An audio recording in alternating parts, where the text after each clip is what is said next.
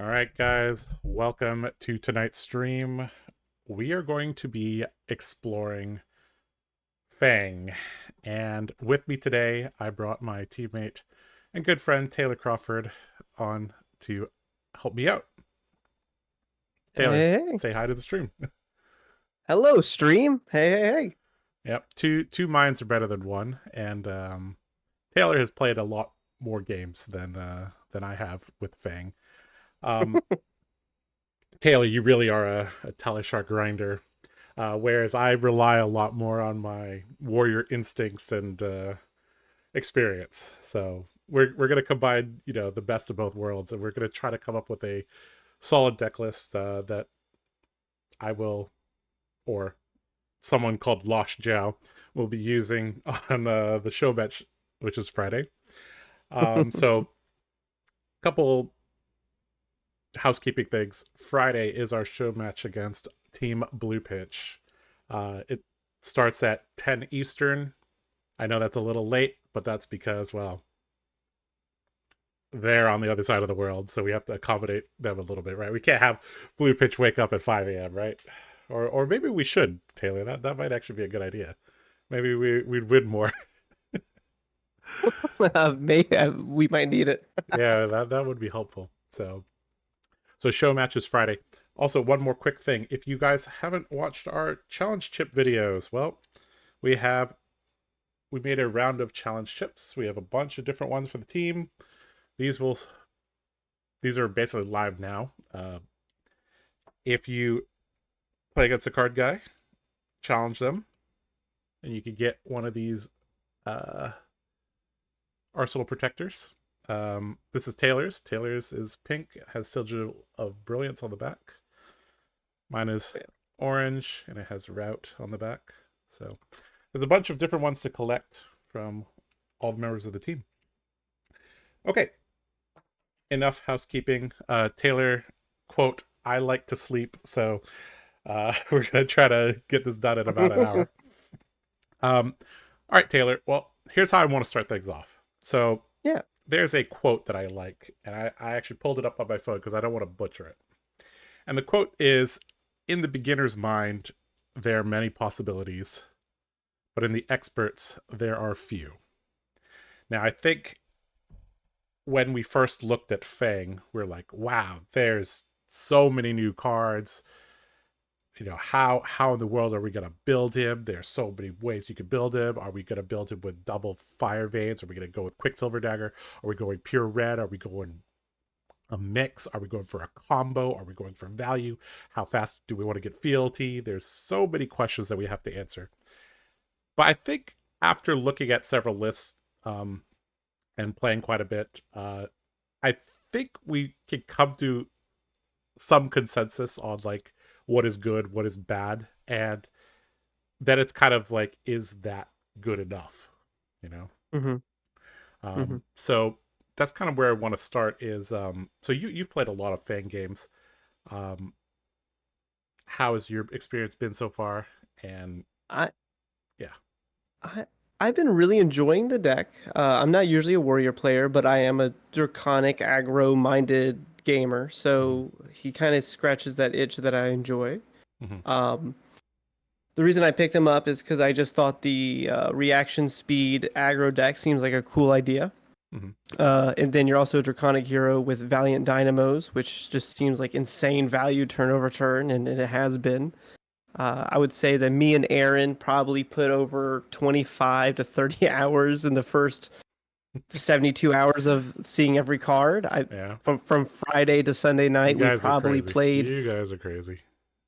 Yeah, well, I mean, someone's got to do all this stuff and to Yeah. build a good base. Yep. Yep. So Yep. All I right. feel like So I've tested every card in the uh, set. yeah. Yeah.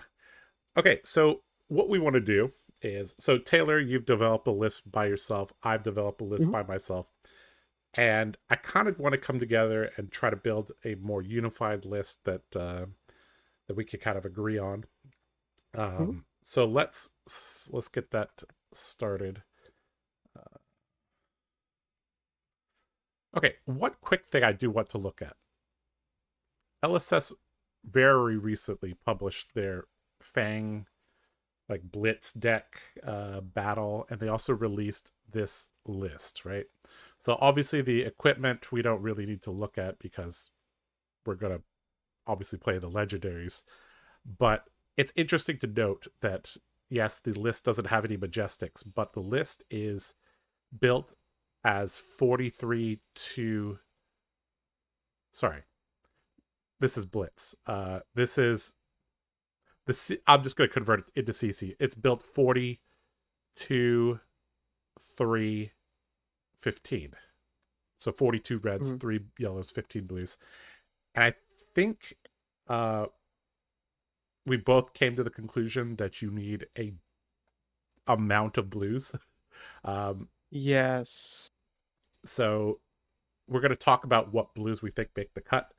Um, but that's kind of like the first thing that we kind of discovered is you need some amount of blues. You can't build this as a red line deck or it becomes too inefficient to get online.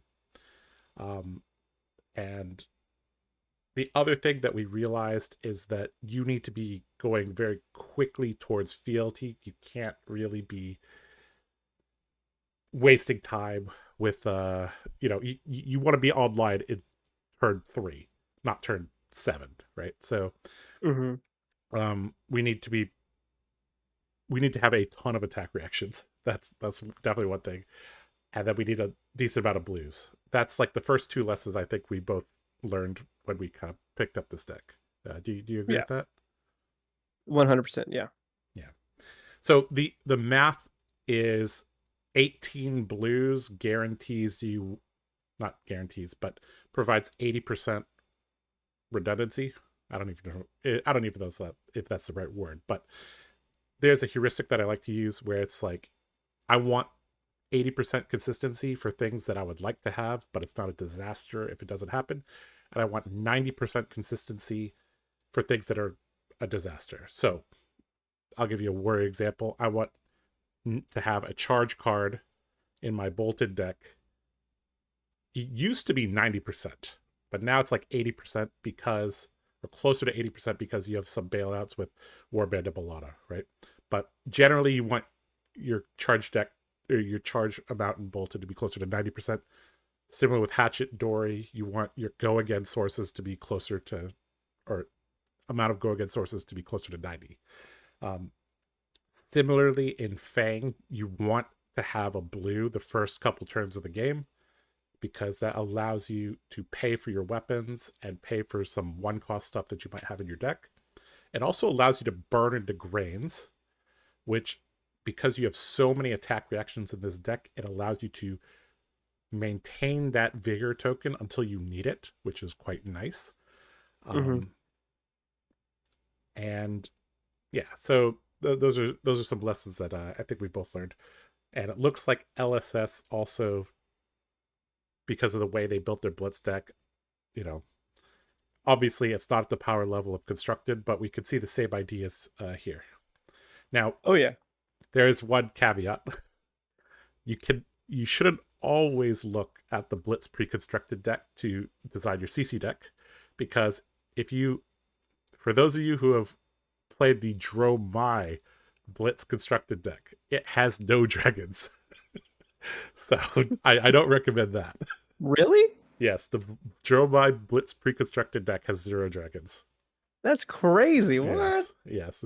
So that's in the past though. That's over 2 years ago, right? So they've learned a little bit. They try to make their blitz pre-constructed deck more closely resemble the classic constructed deck. So, all right, let's get to deck building. All right, Taylor. We'll come up with a fancy dancy name later. All right, so I mean, for the equipment, I think we basically could agree on what I'm about to add.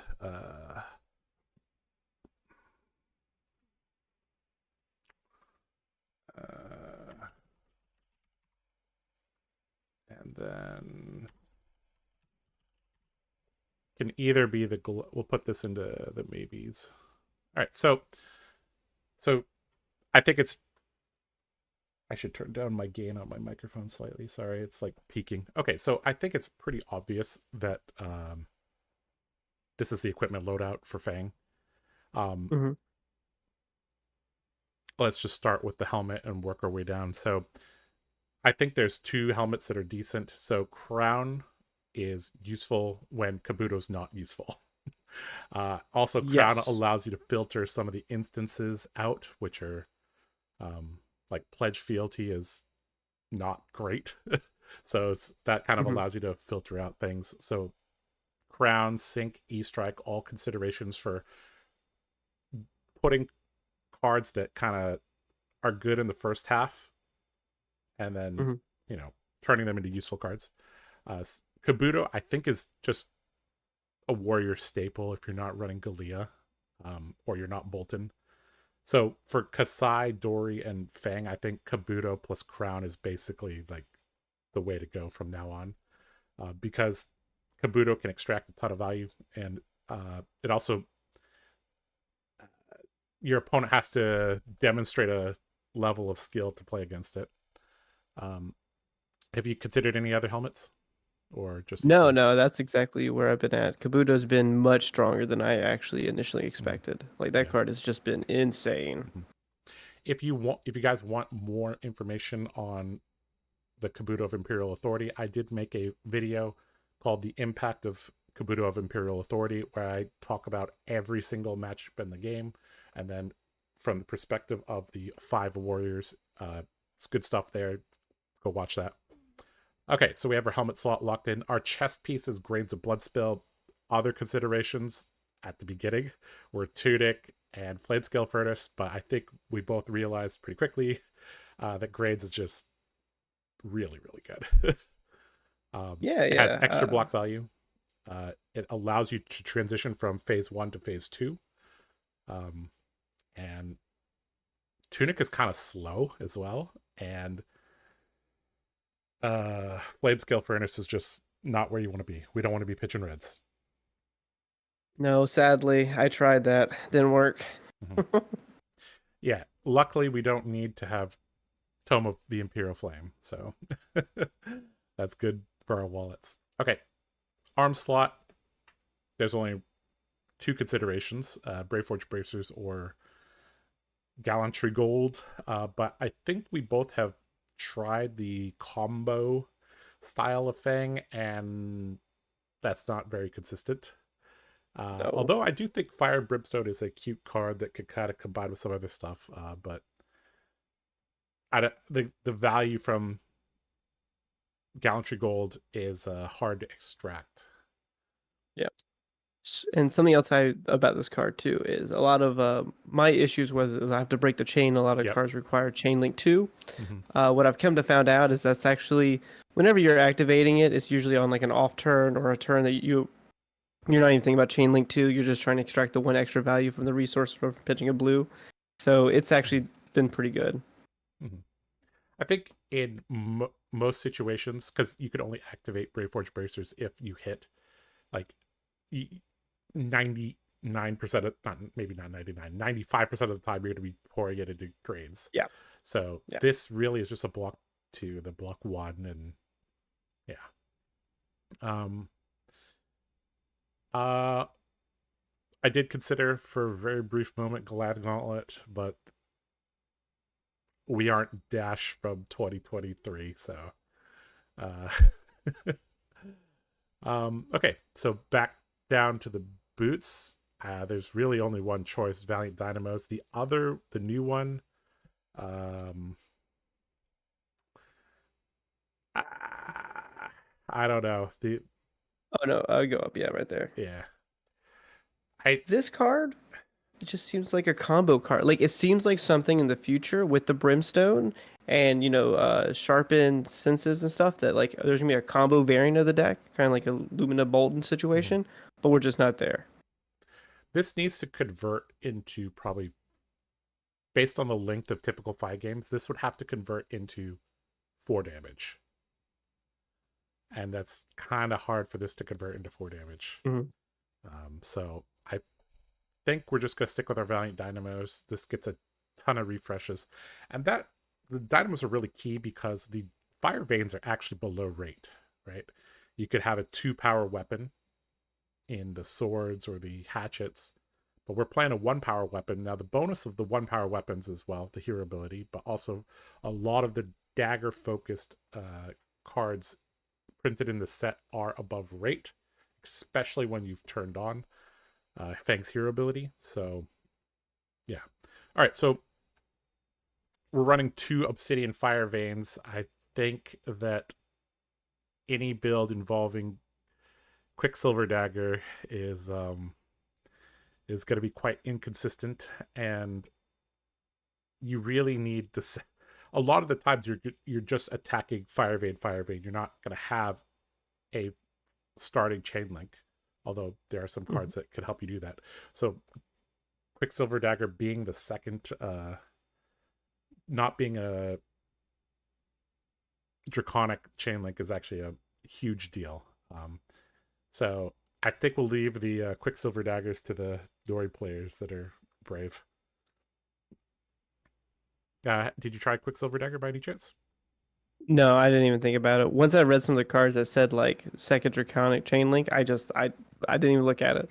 Okay, Like, sure. oh, yeah. Okay, so I think we just have these 7. Now, one thing I do want to talk to you briefly about is, well, based on our blue count and all that, is there any I mean, should we be running AB1 or AB3? I mean, Kano's not really in the meta. Verdance is not really that popular. I think AB1 probably. Yeah, I'm also I leaning feel like AB1. yeah, AB1's probably correct. I mean, we are Draconic Hero with we're going to end up probably 15 to 20 blues. So it's probably just AB1 and just hope we have a blue. Yep. Yeah. Um, so the consideration for the headpiece is you got to get 1 extra value from the arms. Like every time. The consideration for running the gloves is you could extract possibly more value from the crown sinking effect or the Kabuto's effect. Yep. So I think this is kind of a meta call. If you want the easy to use helmet or easy to use Arcane Barrier, run the Nulred Hood. Yep. If you want to show off some of your skill, run the Nulred Gloves. So we're skilled gamers, so let's run the Nulred Gloves. Oh, that means I'm in trouble. We'll leave this here in the maybe tier for you then. Okay. Oh, thank you. All right. Okay, let's catch up a little bit with chat because we've been talking a bit, and there's 162 people here. Jesus. Okay, so a lot of people are hyped for Faye. It looks like so. All right, let's see. Oh boy, let's see a lot of stuff. Henry says he's been hyped and he's been playing Fang, doing well. Great, nice to hear. The best warrior deck builder. I don't know about that, but Taylor is a very hard worker and I have a lot of experience. So together, combine our powers, I think we should be okay. Yeah. When I first saw the cards, I was disappointed how poor his blocking was, but I've really come to adore Fang. Well, one of the things that I've had to kind of realize while playing Fang is you're not blocking very much. Fang mat in the background. That's true. I do have a Fang mat. LSS sent me one. Thank you, LSS. Hatchets, but I don't pay for Go Again has been pretty fun. Yep, I agree. I missed my armory to be here. Some homes. Oh my goodness, Andy. You could watch me at your armory. Why not? I feel like there will be a fealty aggro deck and a mark mid-range deck. Not sure which will be better. That actually comes down to a math and ratios, I think. One love, my guys. My build is between 11 and 12 blues. Okay, that's a little bit on the low side. I think because I don't know if it was you, Taylor, or it was Vero. One of you guys said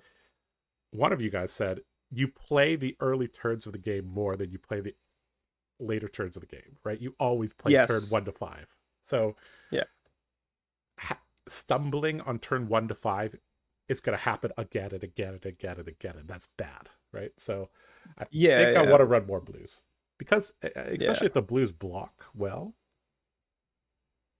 well, can throw them in front of They things don't. to extract more value.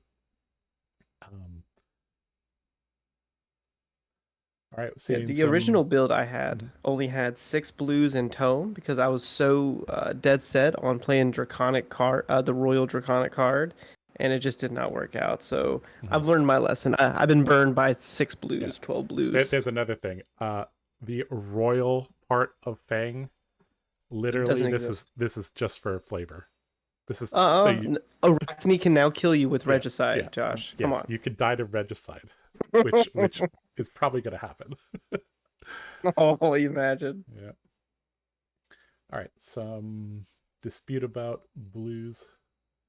Dromai Blitz had 0 rare dragons. It's Ashwing Turbo. There we go. Yeah, there were dragons, but they were baby dragons. Uh, are we okay breaking combat chain for Brave Forge? Generally, you're not going to do that. You're going to burn into grains of blood spill. Uh, I think Stonewall Gauntlets could also be useful to have. Sure. That is Yeah, definitely a I agree consideration. with that. Yeah, yeah, that's true. Why don't we just add that to the maybe board? Oh, Fire and Brimstone. We're gonna be playing this. Let's just add this now. That's one of my favorite cards of the set. It's like, Really? yeah, purely Oh, that because card. this card is tell me you're afraid of Lumina without telling me you're afraid of Lumina LSS. Yeah, I know. Yeah, I wish I could play 3. yep. Uh, Dynamos is arguably the strongest legs in the game for any class. I agree. Hmm. Um, it's one of the reasons why Hatchet, Dorinthia, Sabers, Kasai, Sabers Olympia is viable. Although my Sabers Olympia deck does not run it.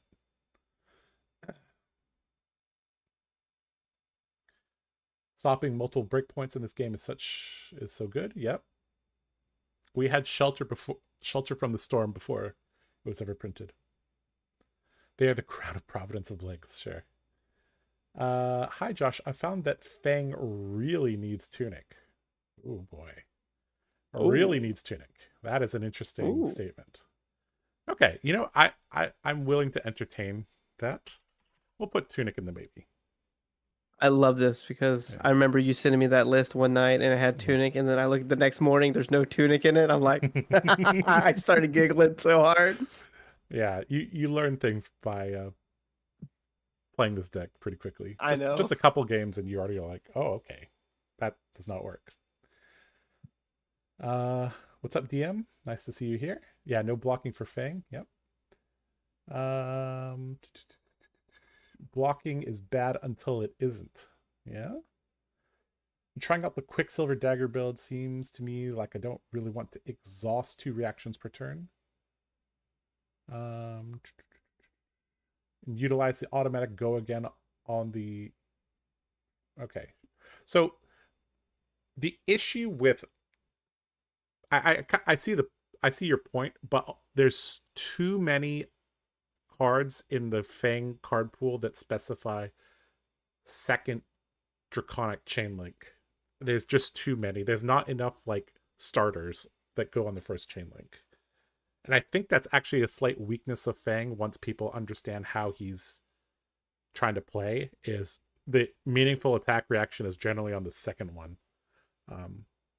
But again, if you want to go for the Quicksilver Dagger build, I think you definitely going to be a lot more attack action focused, so go for it. Um, that one is definitely better at going dagger, dagger, and then a 1 cost thing, kind of like Ira does it.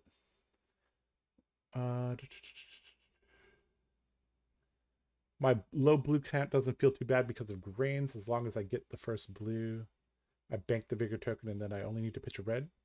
Sure. Yeah, the blue count again can be debated. Um, Me when I scale peeler your Valiant Dynamos. Oh boy, scale peeler is the bane of warriors.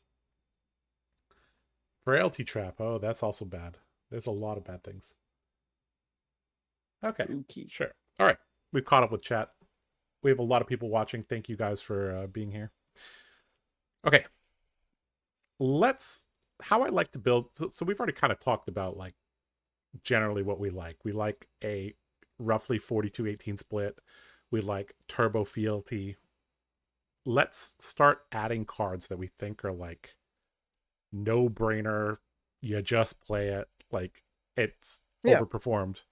So I think the first ones we want to talk about, I generally try to go by rarity, but I think these two are just, I mean, they're here at the beginning and they're really Hmm.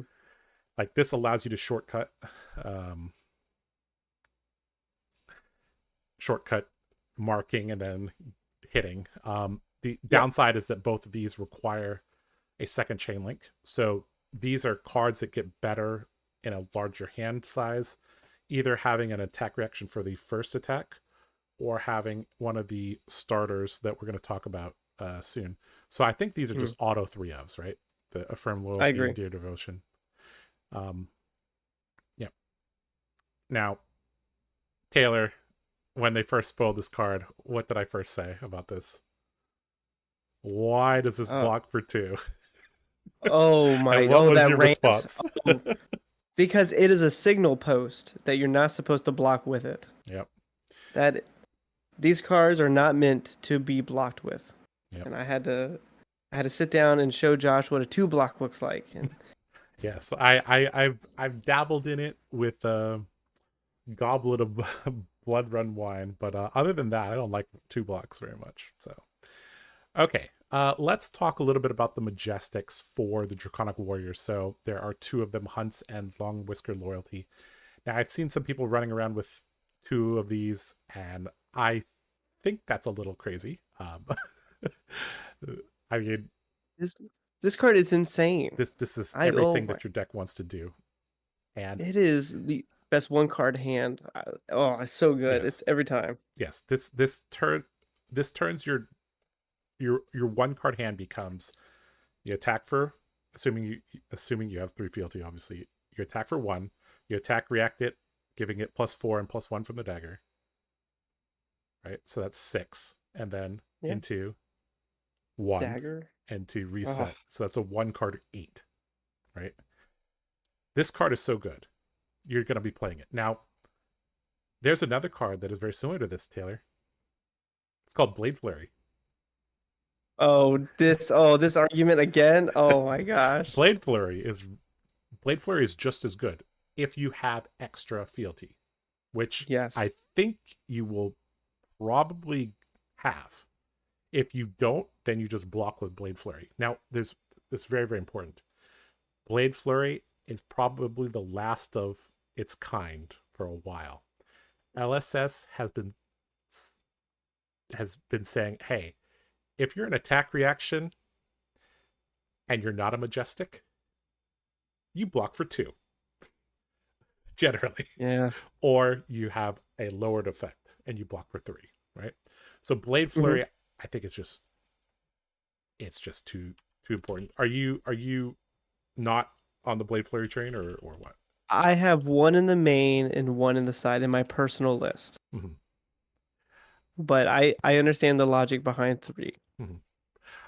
I think you're allowed 6 to maybe 12 Hmm. non-draconic cards in your deck. Um, and so top candidates: Blade Flurry, the hybrid card, E Strike, Sink Below, Glint, the Quicksilver, all the blues basically provoke. So I think this just it's just too good. And I think there. Do you find in many games that you go over 3 fealty? Yeah, so it depends on the matchup. Usually, if I'm playing against like a Syndra or something, I'll probably stay at 3 to 4. But like in the longer games, like against assassins, I can get up to like 6 or 7 pretty easily. Mm-hmm. Okay, so same thing is that Blade Flurry is a 1 card 8. It's just it does what we want to do. It blocks for 3. It has good math. It's an attack reaction. Hmm. Speaking of blocks 3, good math attack reaction. This is This a 3 of, right? Yeah. I mean that no doubt it's a block 3. It's good on every chain. The marking is super important early, and then Mm-hmm. being able to swing the extra dagger when you play in a 4 card hand is insane because of the additional attack. Because that way you don't lose the 1 value from your 3rd reaction. The card's great. Mm-hmm. Generally, you're going with 2 modes. Mm-hmm. Uh, it's quite difficult to get 3 modes on this, unless you literally have a starter. You have another attack react for the first dagger, then then it's possible. But yeah, strong card. We're gonna play all 3 of them. Okay. I think we've kind of exhausted all of the Draconic Warrior higher rarity things. So do you want to talk about these commons? There's Yeah. 9 of them. And Yeah. then we could go to the Draconic card pool and go from there. So Yeah. I think the best way to understand all of these cards is there's several types. There's types that block for 2 and they pump and they give a bonus on the second attack. There's cards that say Brothers and Sisters of Flame, they block better, but they have a restriction on when you can play them. You have cards like this one and Imperial Intent that gets discounted. And then finally, you have like marking cards like Searing Gaze and Stabbing Pain. And then finally, you Mm-hmm. have Scalding Iron, which is all by itself, right? So there's 5 categories of cards, and 4 of the there's 4 pairs, and they come in 0 and 1 cost. So let's Mm-hmm. first talk about the unconditional blocking 2 pair. So that's Blistering Blade, and that is Is it searing? Sizzling Steel. Sizzling steel. So Okay. let's just put them both into the deck and we could talk about them. So we have Blistering Blade and Sizzling Steel. So Mm-hmm. why don't you? I think you've spent a lot more time in the deck builder than me. So why don't you kind of lead the discussion on these Okay. the Yeah. 9 attack So reactions? blistering has been a fantastic card in testing. The reason being is that since it is an unconditional go again when played, and it is a 0 cost. So once you are turned on and you're able to block with your blues and you're playing your 5 intellect hands, this card can also be your starter for your first dagger, but it Mm-hmm. also gets a bonus for being the second dagger's reaction. Mm-hmm. So this card has been a 3 of in almost every build I've had. I've had no issues with it other than it does block 2, but I don't like blocking anyway, so this card's just been an all-star.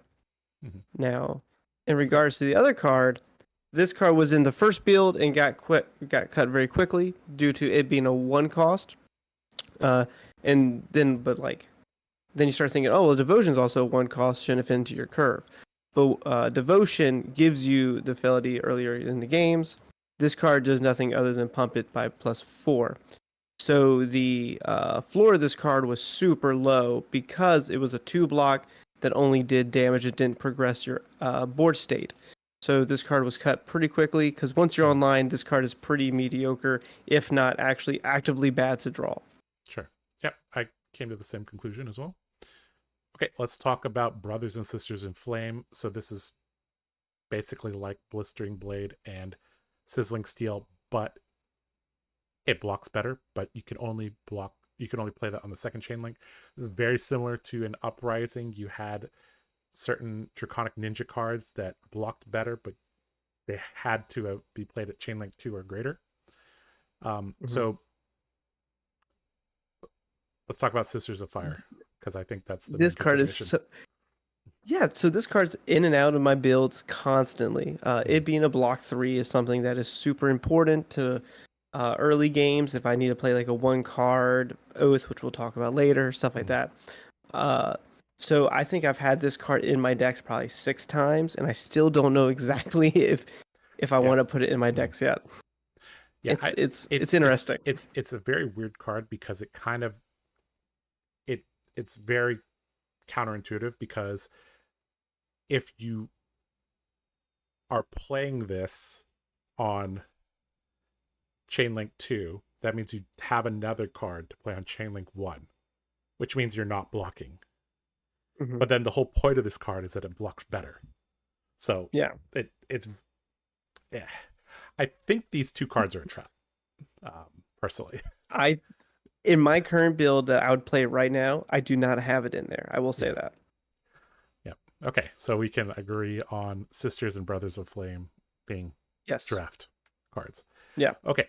The next category is the category that gets uh, its cost reduced by the number of Draconic chain links.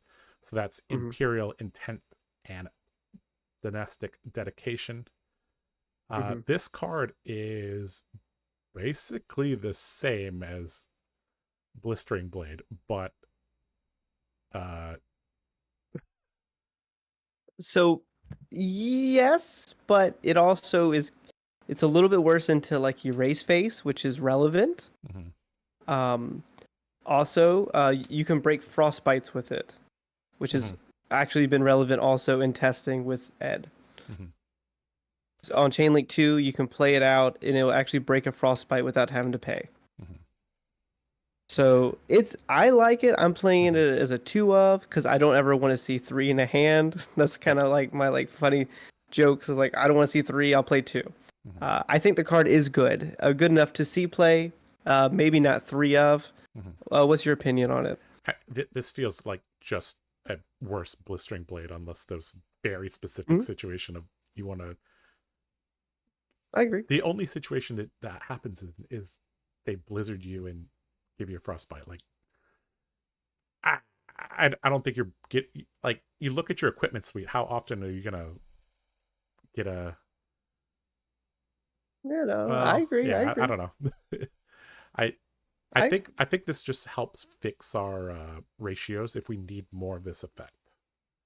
So Yeah, yeah, it's yeah. That's what I play possible that we too. need. Is yeah, It's possible that we need this, but this would be like card 59, card 60, like type of deal I for agree me. with you, Yeah. 100%, Yeah. 100%.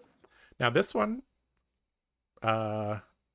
you get extra damage, but you now need a starter, which eh, I don't know if that's a But the art is so sick, Josh. That is like some of the best art. that is true. That is true. I love that art. I guess we're gonna have to go through and see how many starters we have, because the more Hmm. starters we have, so Oath of Loyalty effects, um, Yeah. then the more of these type of cards that we can include. Hmm. But right now I think we just stick with 2 Imperial Intent. We could And cut we this can cut down. them anytime Yeah. you want. Yeah. Yeah. Okay. The next category of card is the Searing Gaze Stabbing Pain. And so my original build tried to not have to mark people, but I think you and I both quickly realized that we need to mark people. So Yeah. this is the way to do it. Yeah. Uh, Searing Gaze is the Mhm. backbone of the deck, in my Yeah. opinion. It is one of the better cards you can have. Yep. Now, one thing about this card is that I think when people realize how Fang wants to play, it's going to be difficult for this to connect, because it's just going to pump the dagger to 4. So I think eventually we're going to have to use Searing Gaze as we have our starter, we have our first chain link, and then start placing Searing Gaze on the first dagger, the second Draconic Hmm. chain link. Because I don't know, this feels like this gets completely stuffed by a sync below. So Yeah. yeah, Yeah. I agree. I agree. so And that maybe this is a card that earlier is going to be good, and then maybe in 6 months we decide it's not good enough at all. so that actually is why I'm like looking at Stabbing Pain a little bit higher, because this does not, well, yeah, it doesn't get shut down by sync below because it boosts it to 5. Hmm. So that's where I was thinking like this might not be that bad. However, um I don't know. One One cost cost could be One rough. cost is a big deal. It is Yeah. a big deal late game, especially not being a 3 block. If it's a 3 block in a 1 cost, I can justify just Mhm. throwing it on the chain link to block. But like it being a 2 block, so you're kind of priced into playing it. So then you have to keep a blue when you're online, and it's just super awkward. Mhm. Unless you're able to cycle the vigor token, but that Mm. might be Magic Christmas Land. So okay, the final Draconic Warrior attack reaction is this one, Scalding Iron. This card's bad. This card is Trash. yeah, I don't know why this exists, but yeah. It's for the combo deck we don't know about yet, Josh. It's Oh for yeah, the you're right. Fire and Brimstone, You're right. Oath of Steel combo. Yep. Sure. Okay. Let's talk about Draconic cards, and then we'll go to Warrior cards, and then we'll go to Hybrid cards. So for this one, Blaze Headlong. It's not. This is not the deck for this because it requires a red card before it, and we are not ninjas or Dromai. So it's really difficult to have this turned on, right?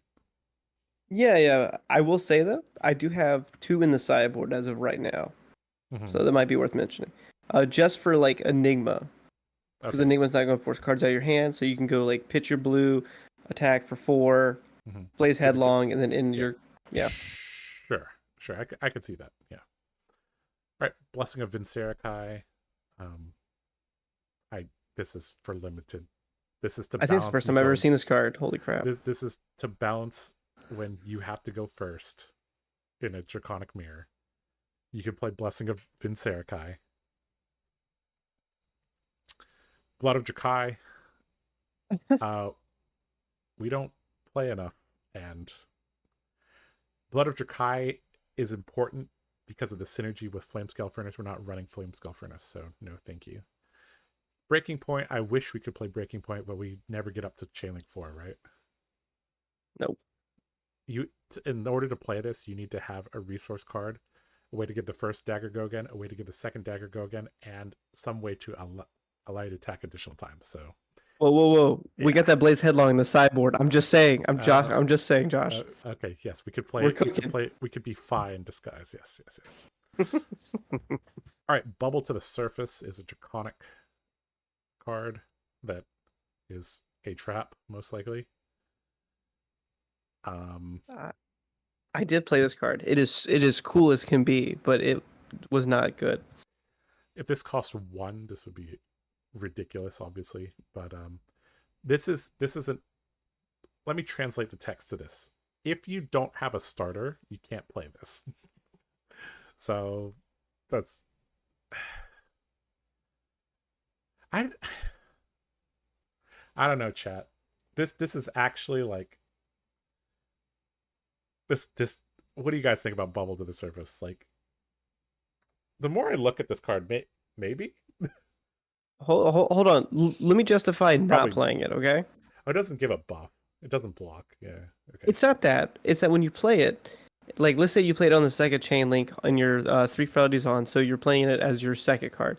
But then you hit like the was it Savior Bloodshed, and you cannot play it without any. It does nothing. Right. Absolutely nothing. You have to banish Or it. you Sad. yeah, or you hit like Smoke Out. Yeah. Okay. Never mind. Like, Let's not do that.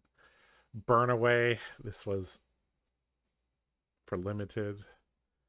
Compounding Anger. This is more for the ninjas. Costs way too much. Drop of Dragon's Blood. Cantrips, but it requires a starter, and that one resource basically means it requires another card. So this card is so 3 things have to line up for this card to be good. So I don't think this card is very good. Probably a but trap, it right? reads so well. Reads But very well. When it's a legendary, you're like, oh shit, it must be real good if it's a legendary. I first read this and I thought it was like, oh wow, it's an instant speed Gorg tome that makes a resource. Holy smokes! Gives Go Again to your second dagger. Oh my Nice. gosh!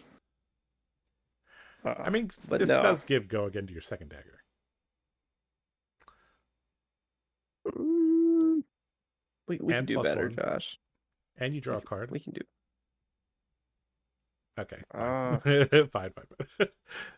This basically reads as a conditional 0 for 4, in maybe in theory. the future. Maybe once they print like expansion cards, we can Mhm. come back to that card. I think that's a Okay.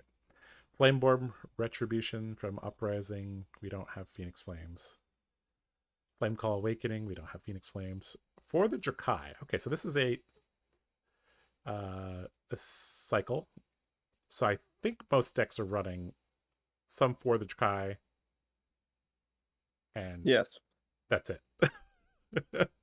Yeah. This is our Illuminate, guys. So I think this card is super good. yeah, it is. Um, I'm a big fan. yeah, I'm a big fan as well. Hunt the Hunted, Hunt the Hunter is kind of competing with For the Emperor, um, giving more ways to mark, and it's not on hit mark, which is quite nice. It also blocks 3. I think this card's pretty decent. This is one of the few one I am, cost cards that interested me. yeah. It being a 3 block is what makes me able to play it, I think. Because, like, Mhm. this card is like one of the better cards that you can draw on turns 1 and 2 to accelerate your game plan. But also being a 3 block, once you are turned on and you're playing your 5 intellect hands, it is a 3 block. And you can also play it if you have the floating vigor that we're using with Grains. I think this card is awesome. Yep. All right, Hunt to the Ends of Wraith. This is a one of in the Blitz deck that Ellis has published, and I think it's a one of simply because the Blitz decks are designed to play against each other, and this effect of marking Arachne is very cool. Uh, but yeah, I don't. This is a starter though, Taylor. So Trust me, it's been in one of my decks. uh, I have probably resolved this card 60 times. And I can tell you right now, it is bad. In okay, theory, it's awesome. But in testing, I would rather just have a blue. hmm okay, and that kind of that that's kind of a theme of Warrior is that we are designed by LSS to be a little bit more patient. And this card is a very Unga Bunga card. And it's not a good Yeah. Unga Bunga card, it's the issue. So If it was a 0 for 3 that gets +1 if marked, I think it would be yes. playable. But it Yes. being a 0 for 2, it's just like, oh my Mhm. gosh. Yep. All right. In Flame, we don't have Phoenix Flames. Lava Burst, we don't get to Chainlink 4. Liquefy, a very cool card, but we don't get to Chainlink 4. Loyalty Beyond the Grave. All right, so now we're into the Majestics. There's actually 2 of them right here next to each other. Sorry, Oath of Loyalty and Loyalty Beyond the Grave. They're both really good. Taylor, is this a 2 or 3 of? Because there's no I way think this it's is a 3 0 of. of. I think this is 3 of in the sideboard. Because I found that the way that LSS is mapping a lot of the assassin math is +3. So being able to cover up 3 is almost as good as 4 as of late. Mhm. And this card, I'm telling you what, when your assassin opponent passes back to you and you go, okay, I'll play my 6 card hand, this card is so good. Yeah. This card is so There's good. also the benefit of being able to block down to 0 cards, Loyalty Hmm. Beyond the Grave, and you could basically turn anything uh, into something for fealty, or you burn Yeah, fealty, or you just play it. So I love this card. yep, Big 3 fan. of, and I do agree this is in the sideboard, not the main board. Yeah. Okay. Oath of Loyalty. So this is the premium of premium starters. It's a 0 for 4 go again that blocks for 3. Has a downside, but Fang can negate a lot of the downside. And if you look at the art, this is this guy. So this is a Tapanis. Draconic Warrior card. So this is a card that's leaning towards the warrior side rather than the ninja side. Although I think the ninjas probably still play this too, but Oh yeah. yeah, this is a really really good card. It's a majestic. This is a 3 of. We want more of these effects. Hmm. Okay. March of Loyalty. Now, there are some ways to instant speed create fealty, but they are not very prevalent. What do Yeah. you think about this card? This card's 0 for 4, possible go again. Generally, it could I be used at the very beginning of the turn, could be used in the middle, depending on the texture of your hand. I think this card is like middle of the road. Like if I see it in someone's deck, I wouldn't be shocked. But at the same time, I don't think it's for me. But like it being a block 3, of course, is always premium. Then if you're turned on, you can play your 3-card hand with like reaction, reaction, throw this at the end. But let's say you also are playing like Pledge Affinity, which we'll get to later. You can go that on a dagger, play this, and then a reaction. So like the play patterns do feel nice, but there's gonna be some hands which this card just is your turn ender or just your turn. Mm-hmm. So because making a token before Chainlink 1 to go again actually doesn't feel needed, if that makes any sense. Mm-hmm. Because a lot of times, like if you look at like Searing Gaze, which can mark your opponent on Chainlink 2, or Long Whisper Loyalty, stuff like that, you're actually competing for that second Chainlink. So I don't believe this card is that good. But at the same time, though, the floor is so high that it can be in decks, and I don't think it would really affect you too much. Mm-hmm. There's also this card in a larger hand also gives your opponent a lot of agency if you play it early. Although I don't think that situation comes up often, but yeah. Yeah. Phoenix Flames, we don't play Phoenix Flames. Pledge Fealty. All right, are you on 2 or 3 of these? Because I think I'm on 3, and I'm angry about it. You're angry that you're on 3. Why are you angry? Yeah. Have you read this card? It reads awful, but like at the time you play it, you're like, I guess it's go again plus 1 damage, but like it's also a great turn 0. Mm-hmm. But like I don't want to play instances that make 1 token. You know what I'm saying? Mm-hmm. It's like I hear you. These are also very very meh after you're turned on. However, this card does help synergize with all of the stuff that says if you control 2 or more Draconic chain links, because this is one of the best things to play on your first dagger. Oh yeah. Are we playing Proclaim Vengeance? I tested 3 of. No. The difference between making the token and marking your opponent is very different, especially in grindier matchups where they like to block. I don't think this card is as good as is expected, but what's your opinion? I think we have enough ways to mark and generate fealty that we don't need this card. Draconic instances can be good, which we'll see one very soon. Yes. Yeah, I don't think that one's great. Rake over the coals. So uprising, but it doesn't block.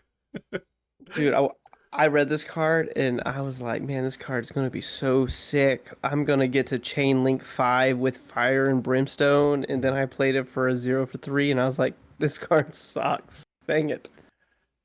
But it looks cool though. That you can use on the first attack, which is fine. But it doesn't block, Josh. Yeah, it doesn't block, which is not good. All right. Searing Touch, we don't get to Chainlink 4. Smoke Out. Now, this card is another way to mark, but this is a defense reaction. This is the Draconic defense reaction of the set. This card is slept on. This card is. This card's pretty good. This is 3 in my main board.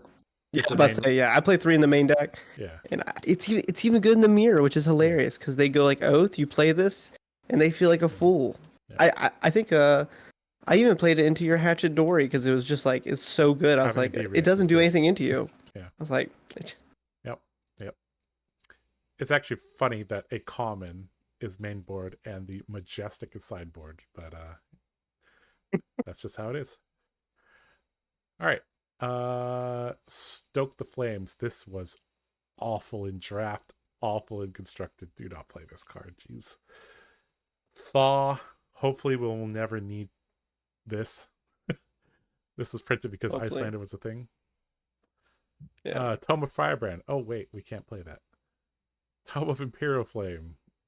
Oh wait, we can play that. We Wait. can play that, but this is card negative. And Yes. Yes. if we're not doing something like Dromai generating Ash, Dromai utilizing Furnace, this is not good. All right. I was talking about a Draconic instant that was good. It's this one, Tooth of the Dragon. This basically is an Oath of Loyalty that doesn't block. Well, I love this card because you can bait your opponent into blocking your first dagger for 4. Mm-hmm. Then you play this, and then you just put that on the back end. Yep. This card becomes strong in the late game as well because they don't know whether you're going to put it on the first or second attack. So quite nice. Quite nice. You know what's crazy is if you look at the math right now, we're exactly at 42 cards before we go into our blues. I'm just saying. It's like Mm. we know what we're doing. All right, last card, Uprising. This is the Rake Over the Coals that blocks. Not good enough. Unfortunately, this is not a... if this was literally a Draconic attack action that came in for 1 go again, I said the next 3 Draconic attacks get +1. That'd be great. But it's a Draconic action. We don't care about Draconic actions. Yeah. We just Things care that don't about... make chain links are a liability. Yeah. Doesn't make chain links. Not an attack reaction. No, thank you. So look at this. We have no cards from Uprising except this. Blaze Hedgehog. It is a very parasitic deck within itself. So if you guys want to play Fang, you guys need to crack a ton of boxes. Not did. I think there's one more. Yeah, once we get the hybrid cards, I want to talk about a couple of cards. I'm really excited for this. Okay. So let's get to that. So warrior cards. Now, is there a way I can do a hybrid? I don't know. It's a good question. I never. Chat. I would assume there's like somebody you help. know. Oh, here. Oh yeah. Yeah. Think outside the box, boys. All right. Okay, so let's just start going through the... we'll do the warrior and the assassin warrior cards together. Cut deep. Draft shaft, right? Except the blue might be acceptable. Yeah, but I will say though, for draft shaft, that is a power crept draft shaft. Yep. That's insane. Cut for the same cloth is kind of cool. But if we're in a meta where everybody has attack reactions, maybe this sees play, but I don't really think this is going to see play. Yep. Den of the Spider. Okay, so this is the other defense reaction that we have access to. So we have Smoke Out. We also have Den of the Spider. Dude, this card is sick. I'm playing 3 in the sideboard because it helps your assassin matchup more than anything else. I'm a big fan of this card. Yep. A lot of decks are going to be presenting you with attacks that are greater than its base. So you could make an argument that Smoke Out should be in the sideboard as well, but the only decks in the format that are not attacking with red cards are like the Wizards, Dorinthia, Kasai, and Olympia as well. Like every other deck is going to be sending red attack actions at you. So yeah. I mean, this card. Yeah, this is awesome. This is in almost every matchup main board. So we're just going to leave it here for now. Diced. Hey, look, it's bad Blade Flurry. I wanted to believe, Josh. I wanted to believe. The only good It thing didn't about work. Dice is that it comes in rainbow. So maybe if you want to run a blue, which when we get to the blues, I think we're going to talk about our criteria for blues, and then we'll kind of get to it. Flurry stance. Okay, so there's a whole cycle of these. I think all the stances are kind of mid, but there's something to be said for combining fire and brimstone Hmm. with flurry stance. And Oath of Steel. Come on, Josh, make Yeah. me a believer. No, no, no, Gallantry no, no, no. Gold. Come on, We're come on, we're come on, not come on. going for the full combo, bro. We're Please, going for that please. mini, you know, that mini combo. So I could see a world where we run a couple of flurry stance in those really Hmm. grindy matchups. So we basically play normally. When we see our fire and brimstone, we arsenal it, and then when we see our flurry stance, then we can kind of go for a little mini combo. I think this Hmm. is good enough to be like in the sideboard. Maybe it's like somewhere between Yeah, here and here. yeah. The other stances are not good. In fact, the yellow one has a better version. So yeah. All right, Hunt a Killer. The blue It's good. is okay. The red is okay. I don't know. What do you think? I, I think the one cost is really restrictive, Yeah. in my opinion. But I Yeah. do think maybe this card in blue. I think this card in Mm-hmm. blue is probably pretty sick. We'll Mm-hmm. talk about that later. Sure. But in red, yeah. Mm-hmm. All right, Incision. This is what I said with the whole Blade Flurry thing. If it blocks 3 and it's not majestic, then its effect is not as good as it could be. Hmm. So this effect is actually not that good because daggers are underrated. Yeah. So I don't think we play that one. Maybe we No. play the blue. I think the blue is Maybe. actually decent. Jagged Edged. Oh boy. Do we need to Uh, add Jagged Edged and Van Brace? That's actually one thing I forgot. We might actually need Van Brace. I am playing Van Brace and no jagged edges as of right now. Okay. And you're kind of relying on just having more attack reactions than any other warrior, and that you could place them on the first or second chain link. Yeah. Yeah, Okay. because it's going to be very difficult for Enigma to fully block and know exactly what you're going to do with 3, 4 card reaction hands. Mm-hmm. And also, that's why like I mentioned like the Blaze Headlong and stuff like that, because then I can throw a middle chain link. But Jagged Edge, I think this card's probably sick in Dory and Mm-hmm. the other warriors. Probably a little bit worse than this hero. Yeah. We'll put it in the maybe board because I don't think Yeah. we need it, but I think also there's something to be said for Enigma being kind of pushed out of the meta by what is in the meta right now. Hmm. So, knife through butter.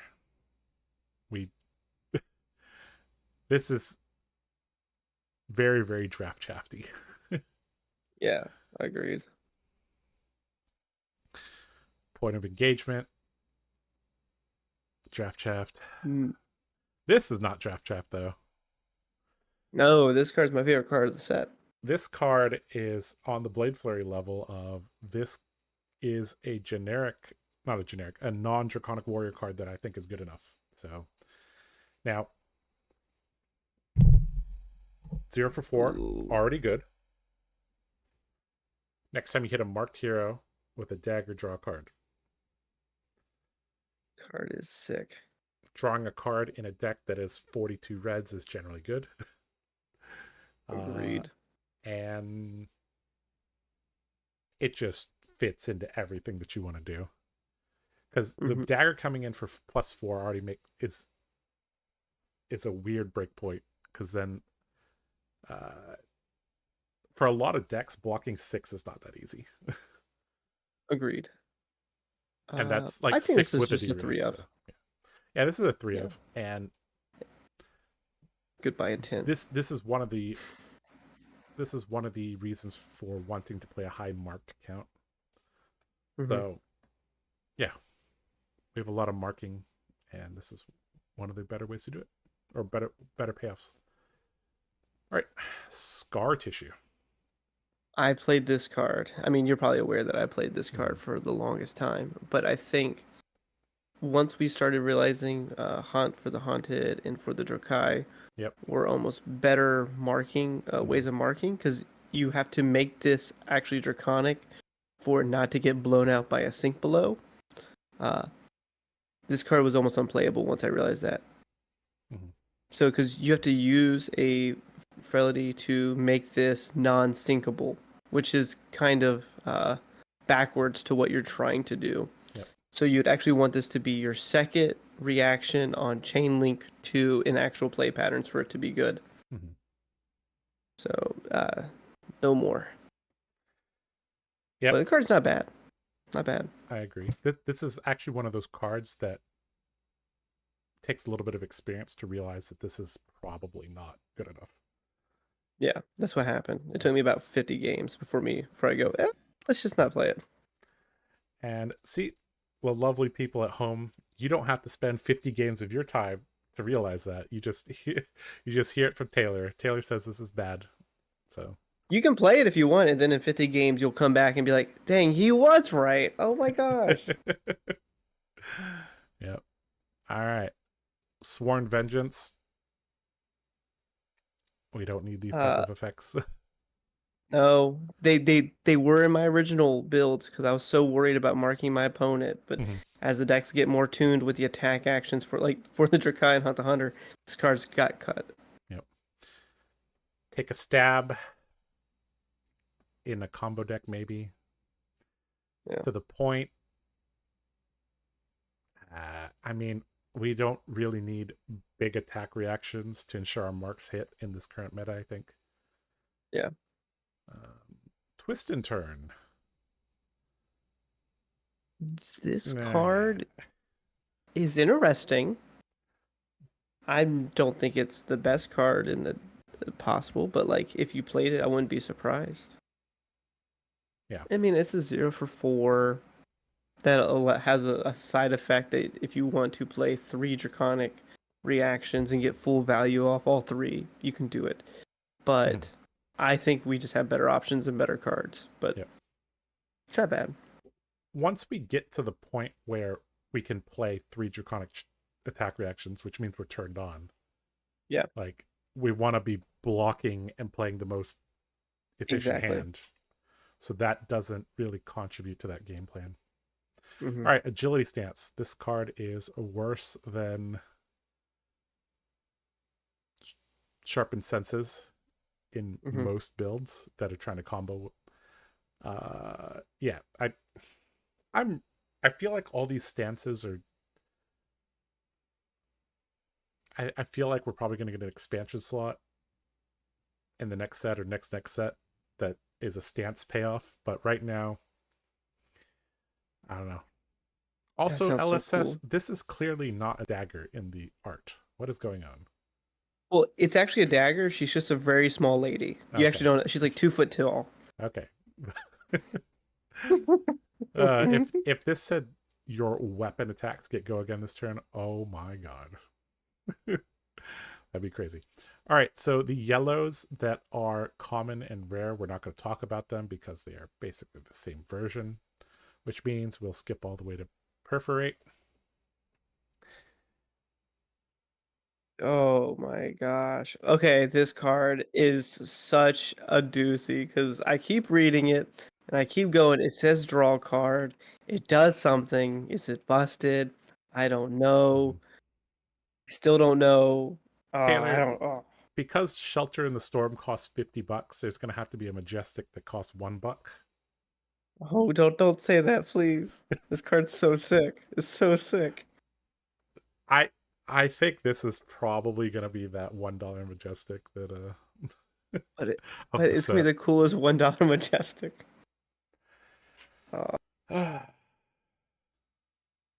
It's cool. That's the thing about the card. It's Like, cool. why do we want to pay 1 to draw a card? Like, attacks costing less is Because it's cool, Josh. Okay, it doesn't always have to be the best. It just has to be cool. it gives go again +1. Mm-hmm. you may a twinning blade effect Mhm. for, and it replaces itself. So I'm not going to consider the card cost, and it costs 1. Okay, how about this? This card might be good in a year from now in a different deck. Yeah. Maybe. Like, if we have a vigor token, is this what we want to use our vigor token on? No. What? Dude, it's card cycling. What are you talking about? This card. Okay, look, it might not be good in this deck, Yes, but I agree. I'm gonna buy 100 of these, and I'm I just gonna agree. sit I one agree. day. Its price is going to be so low that you can speculate Oh, on this shut card. up! This card's a good speculative card for being broken later. Oh All my right. gosh, stop it. Sharpen Senses. This card is very good in many styles of warrior. If you're a dual wield warrior, you're playing this. Hatchet, sabers, whatever. This card's really good at that. If you're playing combo Bolton, this allows you to combo on turn 1, which is nuts. uh yeah. In the dagger deck, this would be part of like a combo. Hmm. With things like Flurry Stance, Fire and Brimstone would be like the most obvious one. Maybe actually, Are you cooking over there, Josh? okay, actually Flurry Stance is just bad Fire and Brimstone. So let's get rid of this. Uh-oh. This is the card that you want to combo with Fire and Brimstone, right? Yeah, I mean, I can see that. Yeah. Because without Go Again, the red stance doesn't do anything. So this is the card that we combo with Fire and Brimstone. See, as a novice warrior player, I see this card and I was like, dude, this card is so mid. And then I talked to you that day, and I just remember This you card going, is yeah, this card's insane. I was like, sure, you know this more than me, sure. this probably is the most expensive warrior card in this set, other than Kabuto, obviously. So there are what, four Hmm. four warrior majestics, or three? There's Provoke, Sharpen Uh, Senses, and Jagged Edge. there's There's three. three, There's three. yeah. Jagged Edge is good. Jagged Edge might be the most expensive one, but in reality, if Enigma's not played, then Jagged Edge's price is going to fall, right? Sharpen Senses is good in 3.5 of the warriors, Hmm. and Provoke might actually be the best card because that's played in 4 of the warriors, but maybe not as the Yes. 3 of. So Hmm. so there's a possibility that Sharpen Senses is actually the most expensive warrior card. Um, I wonder if there's any like guys that are trying to figure out how to price their pre-sales, and I'm just telling them all the sauce. It's like price your Jagged Edge, Sharpen Senses, and Pro roughly equal because they're equally good. Chad is right. Saver Bloodshed is going to be the most expensive warrior card. Oh yeah, that's a hybrid card. Yeah, yeah. Okay. Any more yellows to talk about? I don't think so. These are all No. commons and rares. Okay, so now we get to the blues. Now the blues are interesting because Draconic cards don't come in blue because This is where me and you they're start Draconic. fist fighting, Josh. For chat. All right, let's think about. Okay, so we're at 45. I mean, it's close to 42. Let's cut. Let's cut the intents. The Cut which imperial one? intent. The imperial intent Okay. right there. Okay, we'll move that to the maybe. Yeah. All right, we're at 43. Perfect. Yeah. Beautiful. All right. So let's start talking about our blues. So, 1, we would like them to be 3 blocks. Doesn't have to be, Hmm. but we would like them to be 3 blocks. 2, we would like them to be attack reactions. They don't have to be, but we Ooh. would like them to be. 3, if they're good on turn 0, even better. Now, there's several cards that I think kind of fulfill this. Okay, so let's cancel all that. Go to pitch 3, and we'll just go through them because there's a lot of possibilities here. All right, stop me when you see one that you like. Okay, so follow me here. If we could play Call to the Grave, putting loyalty beyond the grave into the bin, so we only need to find one more. Just saying, that's cooking. We can It go to the wants next to. page. No, thank you. All right, still haven't seen one that I like yet. No, not me neither.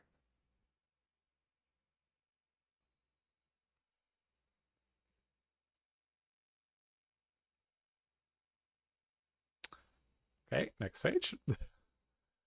We can do this. We can do this all day. We're gonna find one. Oh, look, there it is. Clip the Quicksilver. Oh boy. Oh, whoa. Let's put this in the maybe because I know your warrior peeled. I don't actually think this card is that good in Okay, this deck. well, we'll talk about that. Let's gather all the cards, and then Yeah, that's a good idea. cut. We'll like go first, second, third, fourth, fifth, sixth, and then cut it basically. Because I'm gonna have some cards that you're not gonna have. Hunt the Hunter. I don't think it's the meta for that yet. Hunt the Hunter, I think is fine. This is good on turn 0. Also, if you have 2 blues, that's another criteria we need to talk about. 3 block, attack reaction, good on turn 0. This is good when you have an extra blue. Yeah. So we'll put that in the maybe. And we'll go from there. Last ditch effort. Let's go. I've been waiting for this moment. Incision is probably okay, but I think isn't there a better version of this? I think so. There might be a better version of this. I mean, we could always play the crab. So I mean, just put it in the maybe side, just in case there's not. Yeah. You know what? I'm really sad.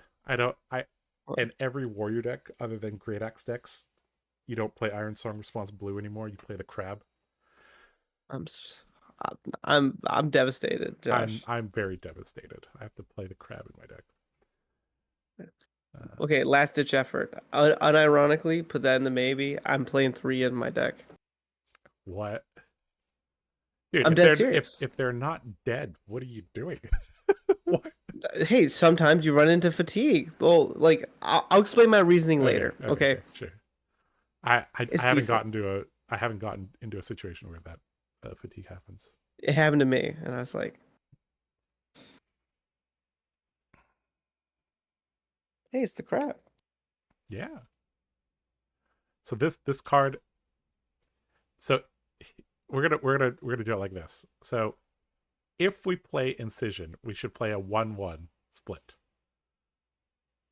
just to mess with them and to, I don't know, maybe they hit it off of bonds or something. Oh my gosh. Okay. Nah,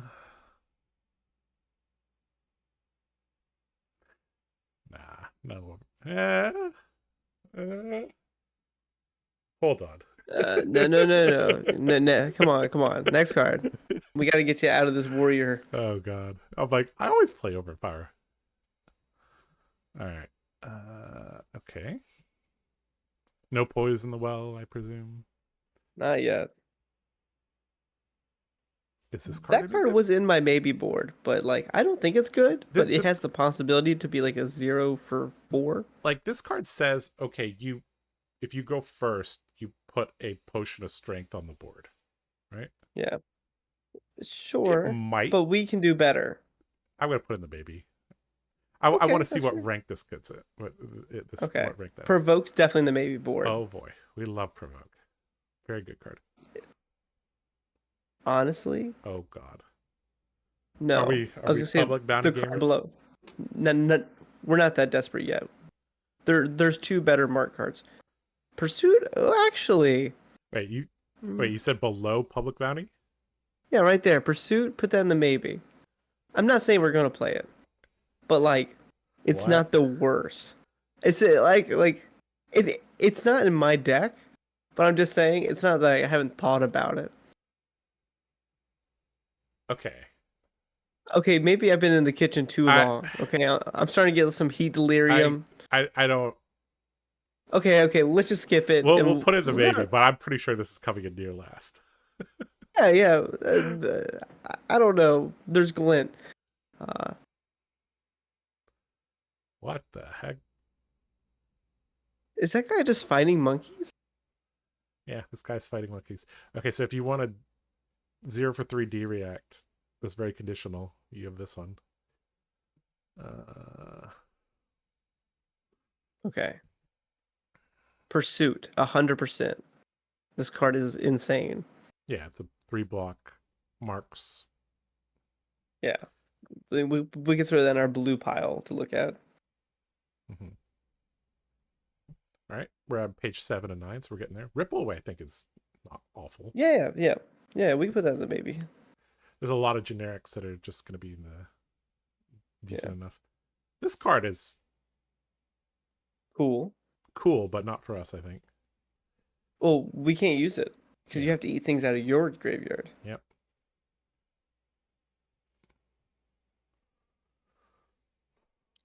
What did we say about scar tissue, chat? Yeah. It's okay. We're gonna start running into a lot of playables soon. Yep. Snag Snag. is there That might be because sideboard. it's That a. might be a little I think it's a. I think sideboard. snag in this meta is mandatory. I know. If we were a tunic deck, we'd run shot. Yeah. Sworn blue is good. We can put that in the sideboard to talk about. Okay.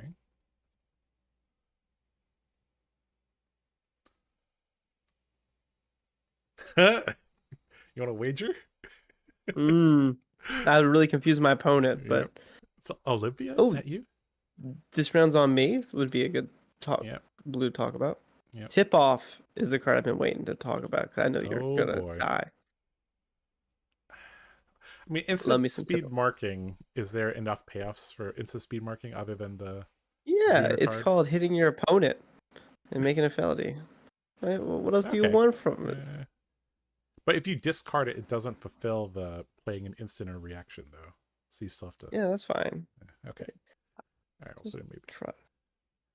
Yeah, that's all I want. All right, final page. I know Warmonger and Truce are on this page, so we'll put those. Oh, dude, trot along. My little guy's back. I love the little this guy. this is part of. You know who needs hit and run anymore? We got trot along. Well, this is worse than hit and run, but now you can have trot along and hit and run. I love this guy. Truce. Oh, Truce is definitely, I think, good enough. Yeah, I agree. Twist and turn. I could see that as I could see as this a card. good blue. Yeah, let's put block 3 blue. Okay. Oh yeah. Visit the blacksmith. Visit the forge. Wait, visit the blacksmith. I've never seen that card. This is from the Dory versus Reiner deck. It's bad. What the? Oh my! Yes, you it ever is. played a blue sharp and steel that blocks for 2? Oh my! That card's awful. Yep. You're not going to be seeing an artist signing any of these anytime soon. Sorry, Actually, Carlos. Visit the Imperial Forge. You ever played a red Visit the Imperial Forge, Taylor? You ever had your swords and daggers have piercing 3? When people want an example of a bad warrior card, here you go. They printed this. Jesus. They printed this. Now, one thing really cool about this. Look at the flavor text. The sharpest blades of Wraith are forged within molten rivers that flow from the heart of Mount Volcor. Oh, that's some foreshadowing. This was mega foreshadowing. All the way back in Dynasty. That's 2022. Oh, don't say that. That's 3 years ago. Oh my god. Oh boy, wage. Oh, do we want to wage agility, Taylor? No, I guess not. Probably not. All right, Warmongers obviously in the maybe board, and I think that wraps up everything. Okay, So we literally went through every blue that we possibly could play. And how many Hmm. candidates do we have? 1, 2, 3, 4, 5, 6, 7, 8, 9, 10, 11, 12, 13, 14, 15, 16, 17. We have 17 candidates. All right, Taylor. I'm going to have to cut these 17 down to 5, 6. 5, 6. All right, let's start Yeah, with the I think easy it's like ones. Let's start with the easy ones. I think Snag is in the inventory as a 3 of. Like, okay. You can I cut yeah. pursuit of you can cut pursuit. Maybe that was a little too much in the kitchen. You don't like No, the no. this? The one to your left. Oh, Pursuit of knowledge. okay, sure. Yeah, we can. Yeah. Glad we could agree on this. Okay, let's start with our criteria. So every single card is a 3 block except tip off. Period. Yeah. Yeah. Okay, so That that's means. first criteria. Whoa, whoa, Not all of whoa. these Yeah. are reactions. Actually, very few of these are reactions. Nip, I don't. provoke. Okay, so I think I think provoke is just you play it, right? Like this is one of the top candidates. Sure. Yeah. I don't play it in mine, but I You understand don't the play any logic behind it. provoke in your list? No. My blues are. Yeah. Yeah. We'll talk about my. Yeah. I Okay, don't play provoke because. so the idea of provoke is it's a blue block 3, so it fulfills its role in the first half. In the second half, you could either block with it or you can play it on the first or second chain link to mess up their. So if they don't block at all, then provoke denies them a 5 card hand. If they do block, provoke causes them to overblock a chain link. And if they're overblocking chain links once you're turned on, I think you're in a good position. I just don't know if I want to be playing a one cost reaction. Like my opponent would have to give me 4 That's cards true. for me to feel like I want to play this. But like I understand the card itself. Mm-hmm. It's also really good on turn 1 whenever you're on the draw and you have Mm-hmm. an extra blue and you have 2 0 cost reactions. So that I get. But Interesting. like I'm Huh. just thinking about the play patterns of the card, not like the actual card itself. Okay, sure. Yeah, it costing 1 might actually be the difference. Maybe this is good in dual wield decks that are not daggers. Yeah, like I think this card in hatchets Is seems insane. yes. Yeah. In hatchets and sabers, this is a 3 of. Yeah, In Dawnblade, but this is probably a 2 of. I'm just thinking like, like what does my 4 card hand, 3 card hand, and 2 card hand look like? Where this is what I want to be doing. Okay, so So, so you're saying another criteria is like it should cost 0. it costs 0, or do something on turn Like 0. yeah, So like, tip off is so cost like, 1, but it I doesn't. Yeah. love, I love tip off, but Mm-hmm. that's just pursuit is like the perfect card in my opinion for a blue. I think this card is what I want my cards to be doing, which is progressing my early game. So if I go on turn 0 or turn 1, Mm-hmm. it's good. It's a block 3 and it's a 0 cost to play. Hmm. So I think I mean I really like that this is an attack reaction. Mm-hmm. Oh Like no, yeah. I mean, I I feel get it. like attack reactions are I guess we have to like rank how important different things are to us. Like Mm-hmm. is the 3 block the most important thing? Is it being an attack react the most important thing? Is it having utility? Is it having flexibility? Is it having turn 0 high roll? Is it being $300? You Because know. yeah, well, my thing is, I want my blues to be good as early as possible to play, and then I don't want to think about them for the rest of the game once I'm turned on. I don't want to think about my blues. I just want to think them as I can put them on the chain link to block with later while I'm turned on and playing my red hands. Mm-hmm. So like pursuit progresses my game states on turns 1 through 3 by marking my opponent, setting me up for felonies. Mm-hmm. Uh, if I'm playing out my blues, I think I'm actively losing the game. That's my like logic. Okay. Okay, so you think Relentless Pursuit and Tip Off are like auto Yeah, those are boost? my those are my Those are your two rank one, numeros. rank twos. Okay. Yeah, Hmm. because I do not want to play them. As funny as that sounds, I do not want to play my blues. They You are pitch really think fodder. fatigue is a big enough issue, huh? I think Tell me so. about your fatigue match. They were on, I think, 15 D reacts, and it was just hard to get over the top. I used Fire and Brimstone to go with one Long Whisker loyalty to go, I think, 5 chain links, and I got them down to below probably 15 until they played a red sigil, and then it was just hard to overcome. So my thought process was, since my logic on blues is that they only pitch or block, I'm not trying to ever play them. Last ditch effort, I will see 2 of them in the last hand, or I could arsenal one and actually play out the last ditch efforts into an attack reaction on chain link 3. Uh,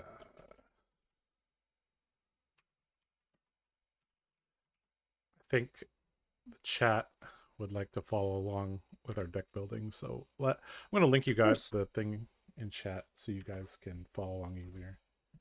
Yeah. Obviously, as we update it in real time, it'll be updating. Let's take a look at chat really briefly. I know this is getting close to your bedtime, so we'll try to wrap this up. Very. Yes, I'm gonna let you go soon, but let's And then quickly. you could play some games for stream or something, or Yeah, talk a little bit more. I'll try to play some games for the stream. All right, 3 Warmongers, Glint, Fatal Engagement, Goblet, uh, blue reactions to push breakpoints for the end game. Hey, Deemer Mom. Trying out Biting Blade Blue. Okay. Who's with Josh? That I'm with Taylor Crawford from TheCardGuyz. Hello. The kitchen is igniting. Oh no. Oh yeah, talking about my pursuit. I bet my pursuit of Oh knowledge. god. That one was pretty cooking, but I just got hit by Fang who snagged my bonds twice. Yeah, I mean that can happen. Was Sigil of Solace already discussed? Oh. That's one thing we didn't talk about I is instances. Right? yeah. I don't think any of them that are not draconic make it, right? No, I don't think so. Having to use your felony in a way that isn't proactive to your game plan is not good. Mm-hmm.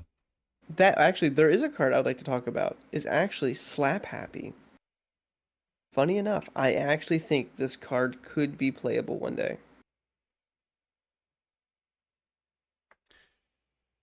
I think that Vigor token can actually carry you with the 1 cost later in the game when you're playing the mono, like whenever you're pitching, blocking with the blue. Mm-hmm. I think Sure. this card could be actually decently sideboardable. Yeah. The Taking on the Chin and Slap Happy, I think, are good cards. I agree. Especially Taking on the Chin and Dual Wield in general. Yeah. Yeah, I mean, dude, we could. You said the kitchen exploding. Buddy, have you not seen Dude, my CYB can we play Fang CYB list? Fang? Oh my, I have not seen. Buddy, I already have it. Oh my god, CYB Fang. Oh, I'll link in the team chat. It's just Decimator Great cancer. Axe. Oh, that's so cancer. Don't do that. It was awesome. It was great, man. Okay, yeah, I don't think any of these instances really make it. Ooh, Okay. good point though. Somebody said Slap Happy can prevent flick knives, which can actually really mess up a lot of turns if they're betting on the marking of the flick knives. Yeah. Okay, we're at 71. So if we just add 9 more blues, I think we're good to go. Take your 3 favorite blues, Josh. I believe in you. I'll Pick look away. my favorite 3 blues. You know what I'm gonna pick. Don't you put Glitton in this deck, I swear to. I'm just kidding. Right I put it in there. I've just put all these. Okay, Okay, Warmongers, yes. Yeah.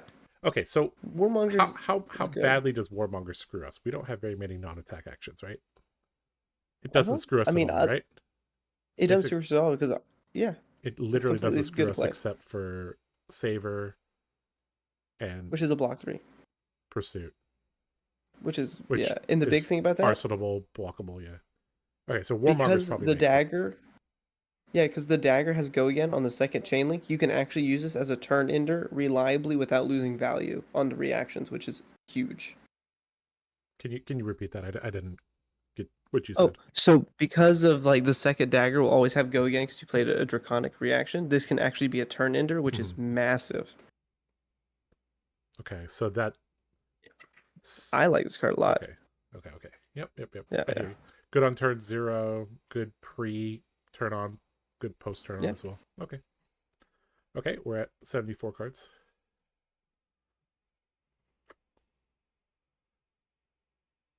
I kind of like the attack reactions, to be honest. Oh yeah, I can see it, Does 100%. Let's try to think logically. So, like, when would you ever need to play this? It okay. So this is a lunging press in second cycle, which is Mhm. something that your opponent would actively have to think about if you get them to 1 life. So it can cause a lot of Yeah, misblocks. I think some of the blues have to act as blue overpower, right? Like, you have to have Hmm. some gas in the tank at the end of the game. Yeah, I feel like. yeah. I think I like it. Yeah, yeah. I mean, they're block threes. They kind Okay, of do what you let's want. let's add Yeah, one and one just to mess with people. I love it. Love This it. this also lets, if you start the game with this pitch, this also lets you know clearly where your pitch deck starts, right? Hmm. This is actually one of the things about this deck. It doesn't shuffle. So Yeah. unless you're playing as a Chaos Assassin, you're gonna get to your pitch deck. So you're gonna have to. So knowing where your pitch deck starts is important. All right. If you really think that fatigue is an issue, then this card is probably the best one. I think it could be in the future. The current meta that I am predicting is probably not relevant, but I do think this would be a very good card if fatigue is real in the meta. Mm-hmm. Okay, I don't think this is good enough. We aren't. No, I don't think so. Okay. I don't I don't hate Truce. That's the funnier part. I don't hate I Truce don't either. hate I played this in my Worlds deck. Warrior I Blues are think actually this not that good. I think this card also has the upside that you have to pitch 2 reds on turn 0 to play it. So you know Which once could you get be. the second Yeah, cycle, you actually have yeah, the reds there. yeah. I mean, that's dude, that's a pretty good Like, card. yeah, The if you more I'm draw thinking three about it, reds, you arsenal your best red. You pitch 2 reds away. If you draw Truce and a I don't blue hate and two this. reds, then you just pitch stack the red and then the blue and arsenal the other I red. don't hate it. I don't I hate think this I like either. it. Yeah, because Fang wants to go second, right? Yeah. So that means your opponents, if they know that, they'll want to. Well, they'll want to go second if they know that, which means Yeah. uh You can punish both sides of the coin. yep. All right, we're at 79. Do I get to add one glint? Yes, one glint. Let's go. It wouldn't be a Josh deck without it. No. Okay, hold on. Let me think. Let me think. Heart of Fendel. You're cooking, but the issue is we can't pitch it. I mean, we can't block with it. Yeah. How come If we it never blocked saw it when we 0, were scrolling through here? I guess we must have because saw it and overlooked it. it's right. Well, yeah, Yeah. yeah, we overlooked it because it doesn't block, Yeah. sir. Fair. Come on, put the glint in, Josh. Chat will Okay. understand. Just put it Okay. in. Okay. Okay. Let's try to think logically about glint. Second cycle. We I wouldn't play this first cycle basically. So second cycle, you get, it replaces itself, gives +1 and go again at the cost of fealty, hmm which you're gonna. I'm not talking about playing glint first cycle. Is this good enough? If you pitch glint and then a red, or glint and then several reds, or how come we haven't Yeah. talked about D-reacts? We actually haven't even talked about D-reacts yet. Other than we haven't talked about Well, I mean, Sync, right now, Shelter, Fate. That's all you got. I mean, oh yeah, yeah, that's all you got's a good one. Yeah. Yeah. I do think in this meta, this plus Yeah, you want 3 snag of is, those. yeah. Yeah. So what are we cutting? Let's we can cut that. We're at 14. Oh yeah. So we need to add 3 more blues. Yeah, we're at Man, deck 85 build's then. hard. Yeah, so now we're actually overflowing. Yeah. I think we might actually have to cut 1 blade for you then. Oh, let's go. Just what I wanted. um, we're actually, I mean, we're close to just saying that this is done. Is We need 3 more blues. We do we really do. need extra blues? I Need? think we need I think we need 16 to 18 blues. Okay. I also am inclined to agree with you. I would rather have too many blues than not enough blues most Mhm. hands because my reds don't block. Okay, if we're adding, let's say we go up to 17 blues. I like that. That means we have to cut 4. We can make some cuts. Okay, let's. We can cut. You want to add the blues first, or you want to cut first? I think we want to make cuts first because I think that dictates what blues we want. Make sense? So I think we can cut 1 Yeah, for the I mean Drakai. the blues that we have, we're just none of these are sticking out at us, so it's like, okay. But What are you okay, talking yeah. about, dude? I mean, So other we than cut Glenn. 1 for the Drakai. Yeah, other than Glenn. I think we cut 1 of these. Glint and Fang is going to become a meme. I know. Oh And every boy. time someone plays it on me, my eyes are gonna roll in the back of my head. All right, Be like, so for the Josh. Drakai, you're cutting 1. Yeah, that's what. Reasoning? Yeah. I don't want to see 2 in a hand usually. Okay. That's usually like that's kind of like my Right, reasoning behind deck you building. can't utilize 2 of them in one turn. Yeah.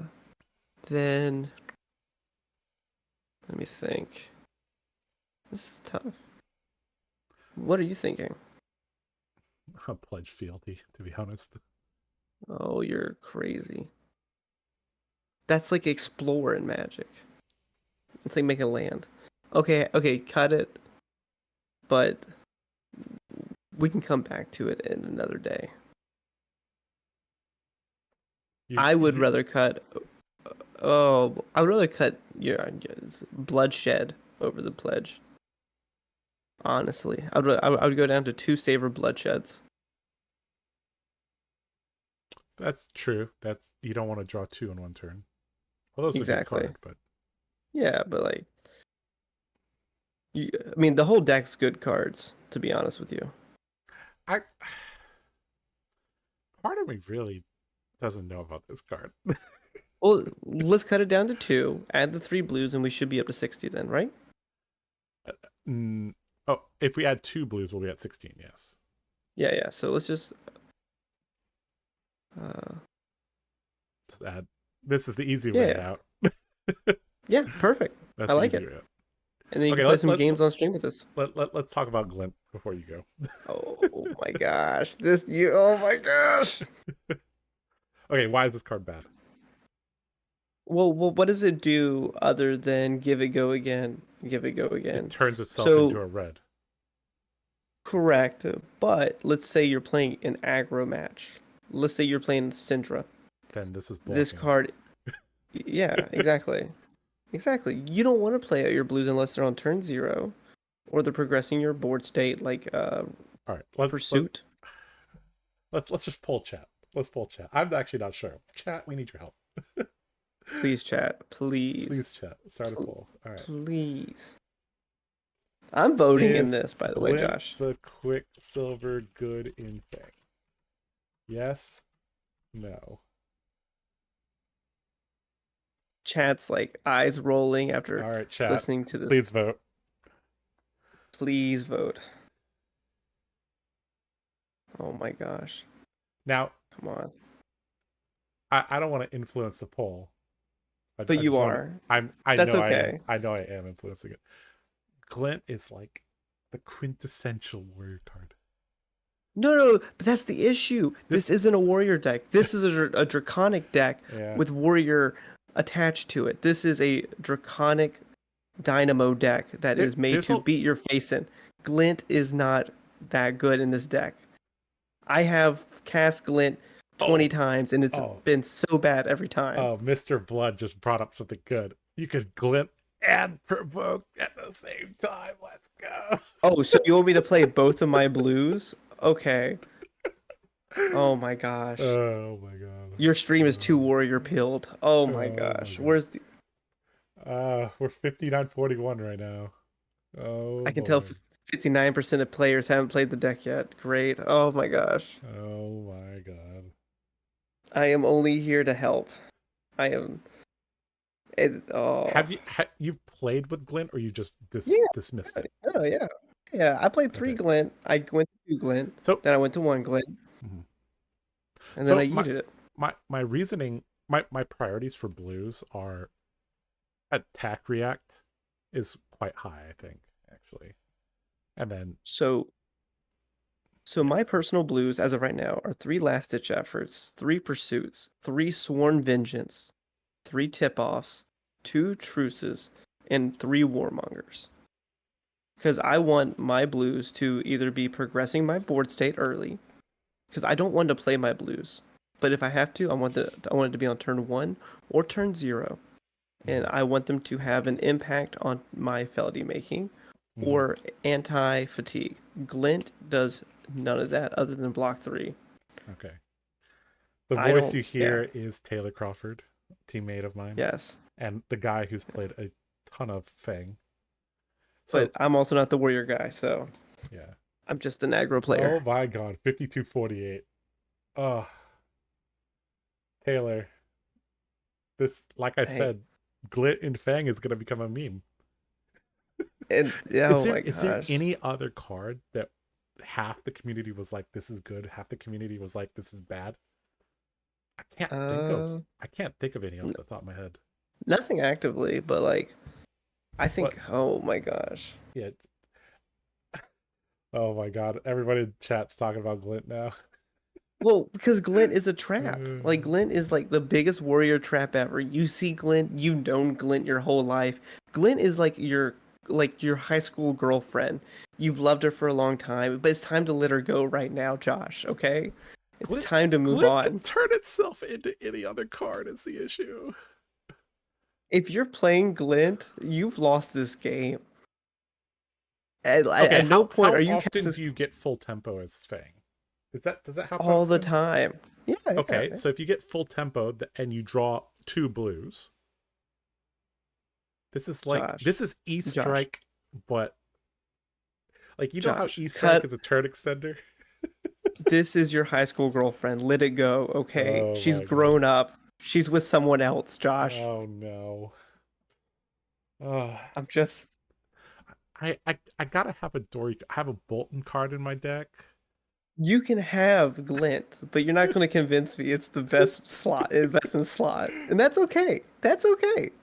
Oh, But somebody suggested I play Route. Okay, hold one on. route in the sideboard. The Route as the 80th card. One Route in the sideboard. Oh my gosh. What a great Oh my god. 52 to 48%. Oh Okay, god. to chat, someone says I can't see how it's worse than Nip, but that's because I don't play those either. They all suck. You think But both of these are bad? yeah, yeah, I think Sworn is better blue, and I think Last Ditch Effort's a better blue. I think Sworn. I think this card's actively good to play on turn 0. I'm trying to think what. Okay, so I made an assumption that attack reacts were good, but I if they're don't think not so because draconic, I mean, what's the chance you draw a hand that doesn't have an attack react, and then you have to rely on these to give it go again? so slim, Let's see. Let's see. There's 3. I mean, you would obviously play Blade Flurry before you play this. So 3, 4, 5, 6, 7, 8, 9, 10, 11, 12, 13, 14, 15. Those don't really count. Oh, whoa, 12 whoa, or whoa, whoa, 15. whoa. Okay, there we go. 12 We'll or say 15. 13 and a half. Yeah, 13 and a half, 16 and a half. This 17, 18, because it fulfills the dagger requirement. 18, Mm. 19, 20, 21, 22, 23, 24. So adding these makes our deck have 28 hits, and removing these causes our deck to have 24 hits. Oh, time to go to the geometric I calculator. Hold on feel here. like so here's my warrior brain thinking is that these are like those blues in Dorinthia that give go again. You don't you would rather play a warrior's valor, but sometimes precision press blue is good enough. And that's kind of the thinking here. Okay, so 20. Yeah, look at 24 and then compare to 28. Because I feel like this is one Okay. of those 90% things. You need you need an attack reactor an instant every turn. So it looks like 24 is 88%, Mm-hmm. and the other one is 92%. So 4% increase. Mm-hmm. But also correct arsenaling will prevent that issue. But also, the it's actually 51%, 49% right now, which is kind of cool. Oh my god, this is gonna be the greatest debate of I'm gonna next time I'm on stream with you, I'll bring a PowerPoint. I'll do the whole entire like presentation of why Glint's bad. I'll suit up like I'm back in college. huh.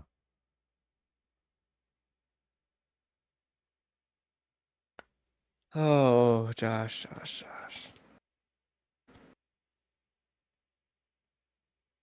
Null rune boots for side. I think we're just running AB1.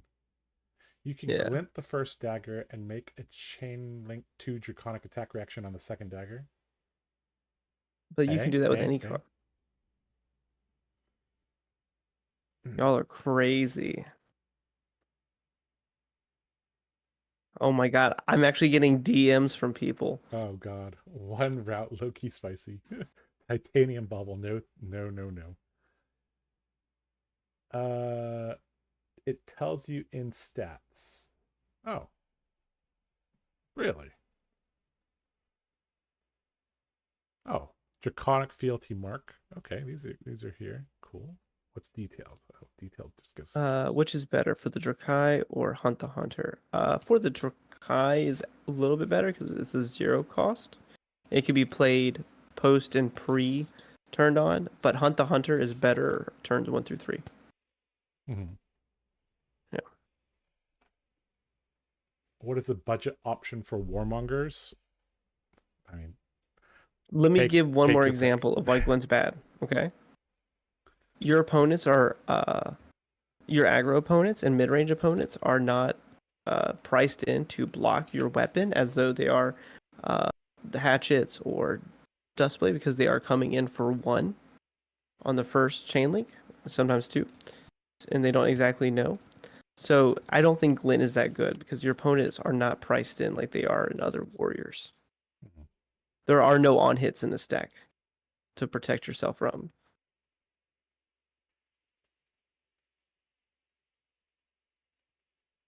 Just saying.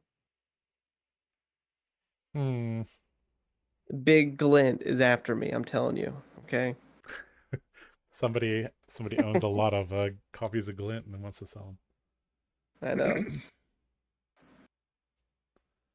Oh, what about power stance? Yeah, why didn't why didn't we think about this one? It's better than Glint. Put it in. Is it better than these? It might be. Probably because it has a higher ceiling but the same floor of 3 blocks. Okay, I'll just add in some power stances. Why not? Sweet. All right. Okay. All right, chat. I think we finished the deck. Um, who wins in a fist fight, Bolton or Fang? Fang. Uh, I don't Definitely know. Fang. Is it Well, Fang? dude, Fang's like, Fang is more angry, yeah. yeah, but say Fang's like the Yeah. Spartan. Like Bolton's like more of like a diplomat.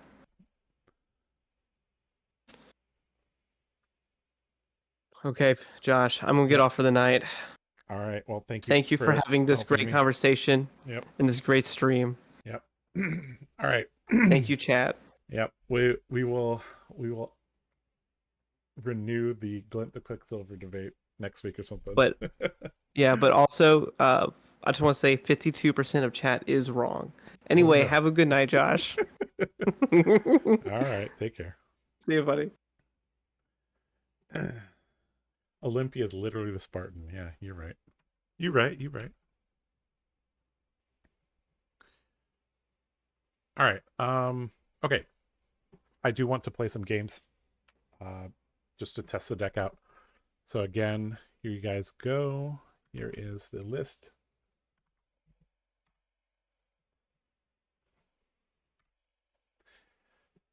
Oh, all right. Let's see how this list performs.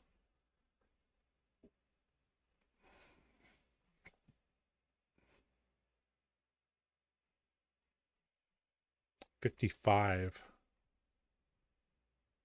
So it probably is. It's actually pretty easy to add 5 from here, I think. So. Time to go after Taylor. Oh no. My man just called Bolton, who's slain demons and battled hordes, a diplomat. I mean, I've always joked that this is my favorite Bolton card. But yeah, Bolton has seen a lot of shit. Probably more than any of the Warriors. All the Warriors kind of have like a tragic backstory to them, so. All right, let's play some games. See how this goes.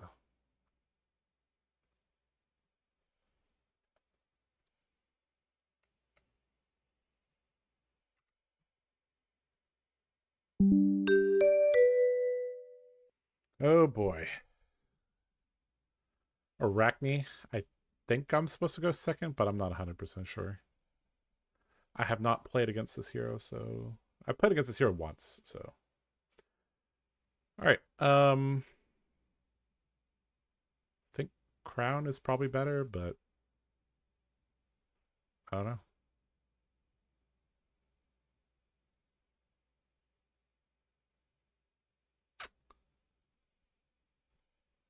I don't know. Let's try to use Kabuto and see how it goes.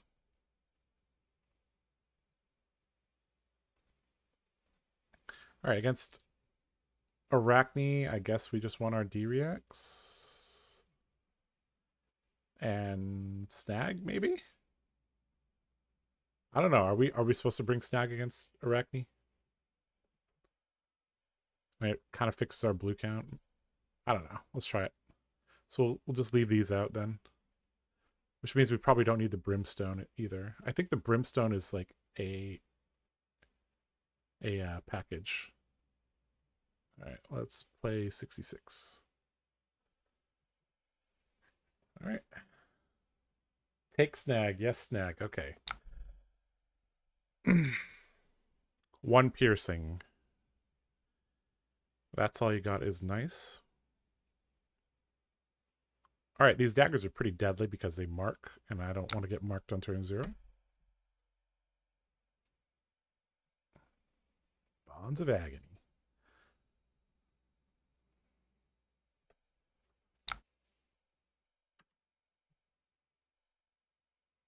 Kabuto is bad. He has so much disruption on Arsenal. Yeah. The Crown of Providence was probably better, but I kind of want to just get a feeling of how to use this.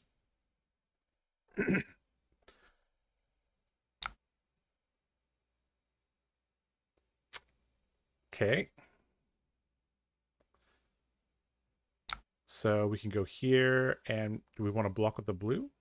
That might be good. Because we have a yellow to power a turn, so. I think block 4 is reasonable here. I don't think he's going to go over, but oh, okay. All All right, so now I'm marked because this hit, right? Okay, sure, I'm marked. +1 from this. Yes. Okay, so he's going to get to transform. Okay. Became the first Arachne, Black Widow. Okay. Okay, so we have a little bit of redundancy here. Okay, so we could go Relentless Pursuit, attack, use Blistering Blade, attack, Arsenal Smokeout. That uses our whole hand. Or we could try to burn into grains. I think this is fine. Just marking him is fine. All right, this is the blue that Taylor really liked. Let's see if this is good. Of course, the second part of this text is not going to be active generally because we're playing it first. Okay, so now they're marked. All right, pitch the, that's all you got. You'll probably get flick knives on turn 0, happens most games. Ah, okay. This is why you go first versus Arachne, because turning into Arachne demi-heroes are really good, right? How strong do you think Fang is? I have no clue. I think in certain metas, he'll be fine. Feels a little bit like Hatchet Dory, like it's a valued deck that doesn't have a lot of on-hits.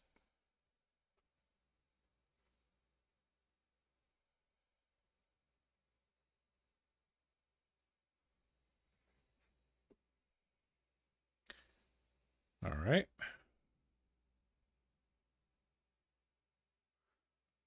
Gonna let Blistering Blade resolve, my friend.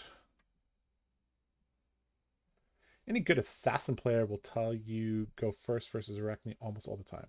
Ah. So you're talking about the marionette, or you're talking about just in general?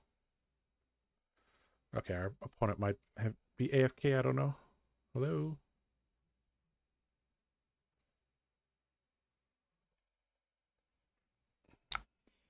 Oh, there they are. Okay. Cool. All right. So we get to attack again and get to refresh our dynamos. We're also going to get a fealty.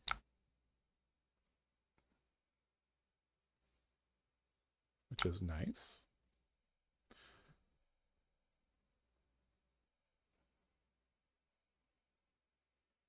So we converted 3 cards into 5 damage, a fealty, and a dynamo reset. Eh.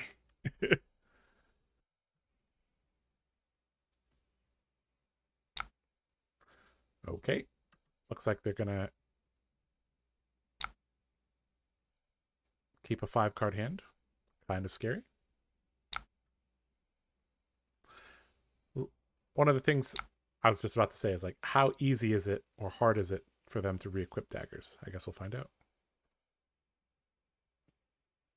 Okay, we do not have a blue, which is bad.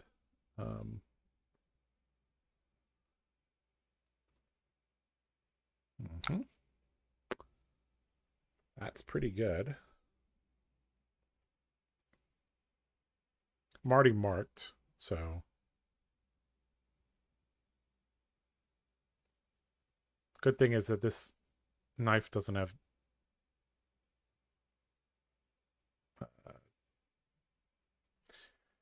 stealth. I think we could just take it, try to keep this hand. There's something else coming, so. And we're already marked, so whatever.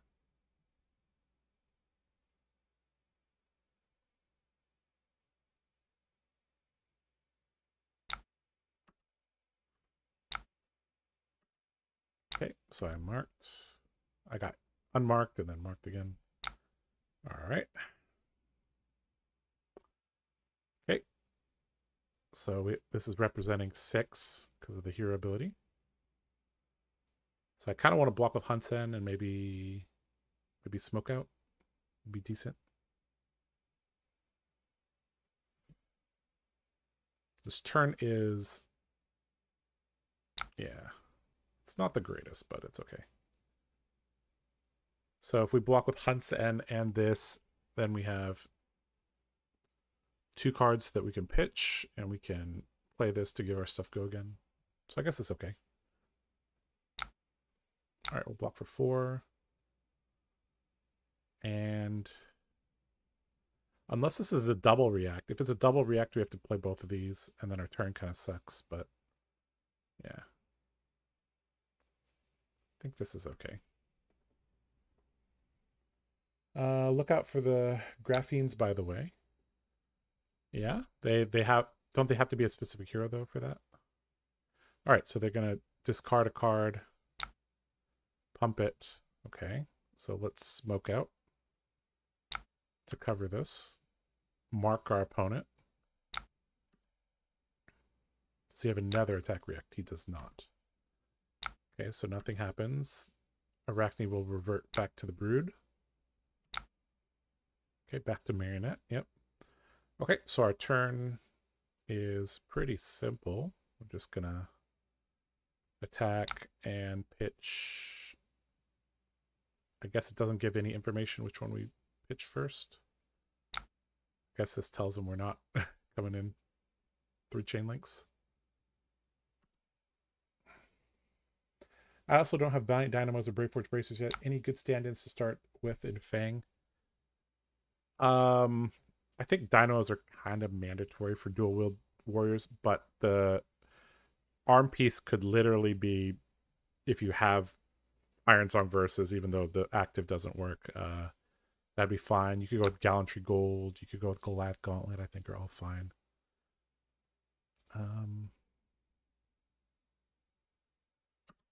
Okay.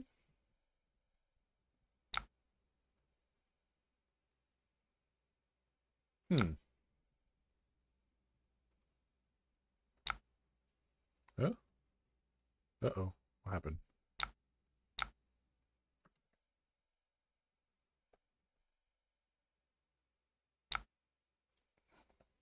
I think he hit undo by accident. Oh, frailty trap. Okay, sure.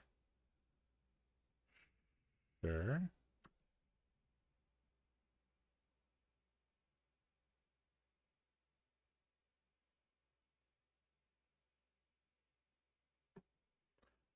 These traps going to be very good against warrior. Or against this warrior in particular. They can make it through Orb Weaver or a few cards. Why don't you use Tooth and attack with Hunt the Hunter? That would have been better. But yeah, I kind of just that yeah, you might be right. That would have allowed me to well, he's already marked, so maybe I still have to pitch a card for it, so I think coming in on 2 separate attacks might be better. Okay, sweet. It's letting it hit. Great. We have 2 fealties now. All right. Okay, we got another D react, and we have a decent amount of stuff, which is nice. When this hits a hero, they lose 1 life. Oh boy. I wonder if this is a turn where they use their daggers. I'm wondering if I should block with this. I don't know.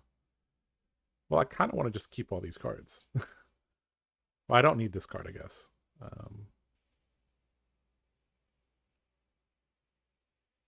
Yeah. All right. If he attack reacts, we'll smoke out. Okay. We kind of want to keep our... Okay. He just ends his turn. Interesting. Okay. So he had extra cards there. That's kind of weird. Okay. Attack for 1. Arachne can flick Kiss of Death. That's correct.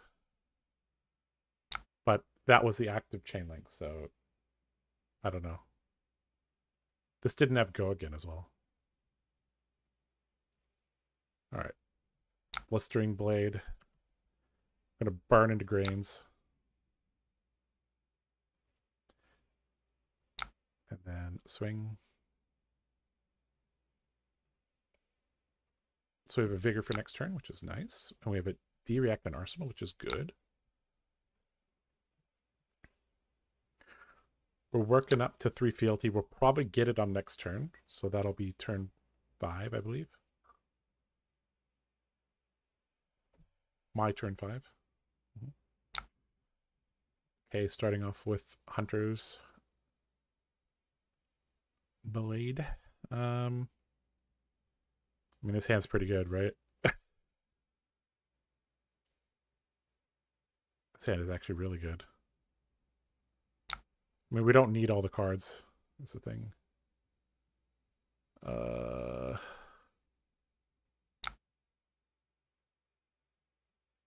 I'm not. I am marked. Okay. We still have the D-React in Arsenal. Okay, so he's going to make this become a different card.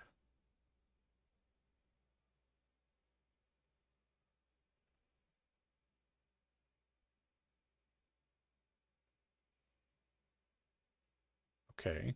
What card are you going to make it become?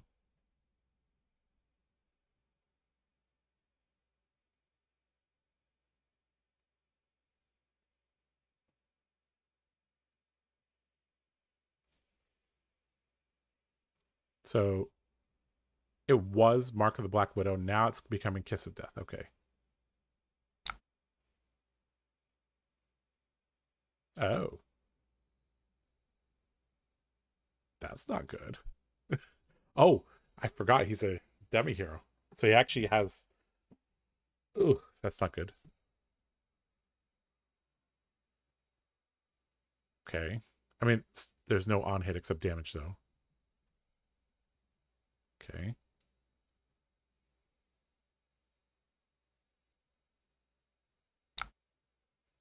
Okay, am I supposed to de-react this? Because he gave this go again. If it's super annoying, I guess I could just... I have a Vigor token as well, so I don't actually need this card. So we can smoke out, and then we can use this card to block the next thing. Yeah. Just in case this is like a CNC or something. I don't really know how Arachne decks are built, so yeah. When do you think you should block a Fang? Become Kiss, buff it through Tarantula. That's mean. Yeah. This hero's gonna be tough to learn how to defend against. It's gonna be pretty hard. All right, smoke out. Hello.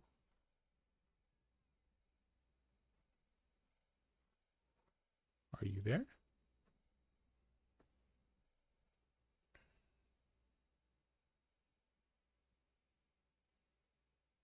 So he snapdragoned it.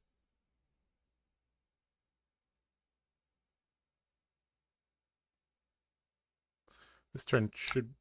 Okay, resolving smoke out. Yep, so he's marked. Okay. All right, I take 2. Take 1 extra from this, sure.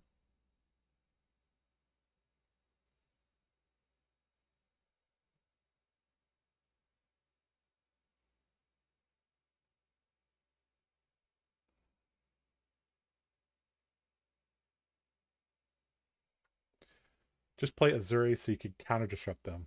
Ah.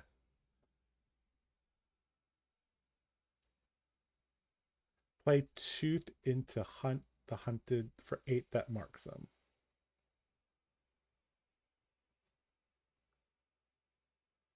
All right, so this is going to hurt for 1+1. But I kind of want to just block.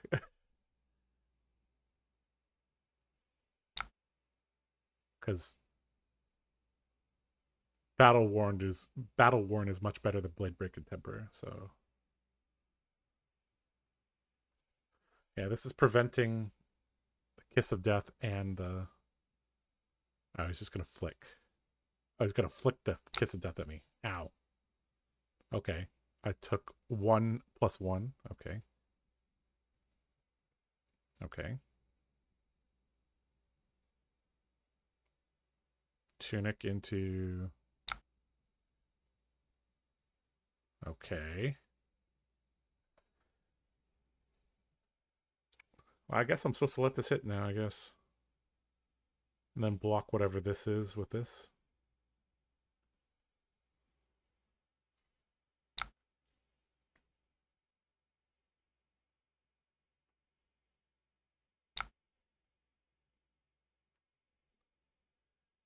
Okay, so we don't need this card, and we can't play it. So Oath. We don't have 3 fealty, but we're likely to get it. I guess we can use this to burn into Grants just in case he blocks. I think it's worth taking 4. Just in case he blocks.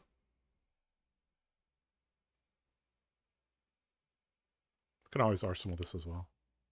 It's fine arsenal. Because if he blocks the first attack, then we might have a... And he has a D-react. We might not be able to extract value from the second dagger. 1 from Flick, 1 from Tarantula, and 1 from Kiss of Death on hit.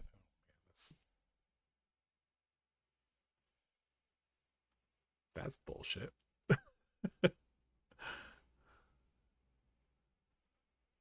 Oh. Okay, so when they're Arachne Tarantula, they really want to flick knives, Kiss of Death. Okay, I see. Okay, yep. Leave no witnesses hits, sure. Ow. He could get a silver. In fact, he probably is going to get a silver. Yep, there we go. Okay. Oath.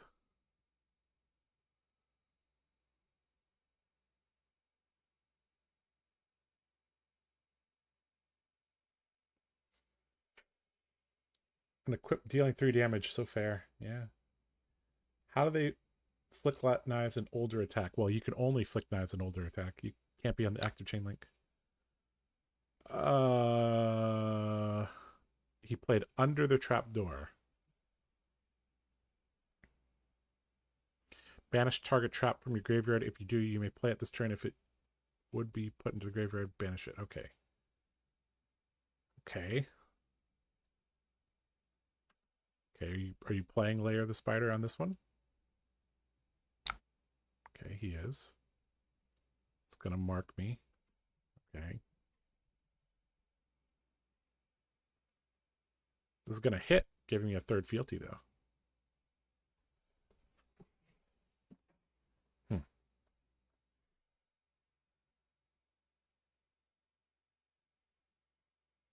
World's slowest opponent. Yeah, I agree. Sorry about that, guys.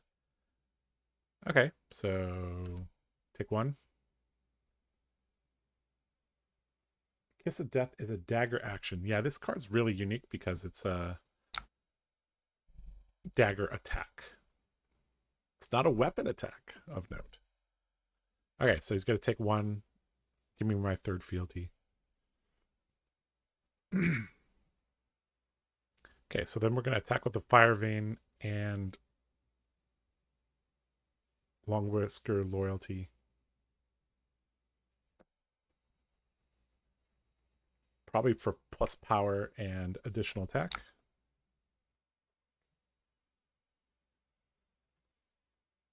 It's going to be hard to... Well, no. It's going to be +2 in mark because we don't have enough go agains. We don't have another attack react to give the second one go again. Which means we'll get to...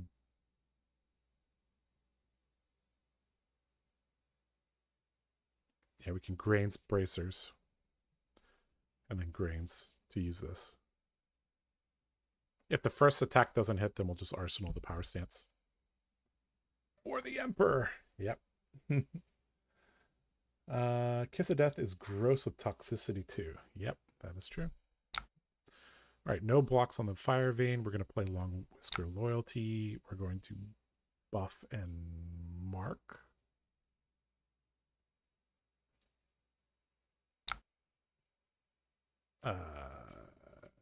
Literally doesn't matter, right?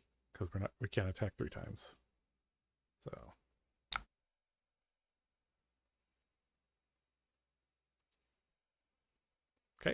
Take 4.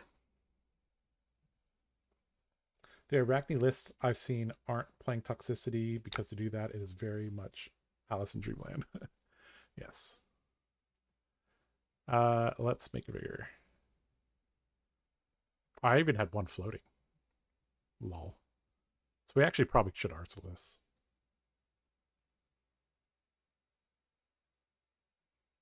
Protects us a little bit from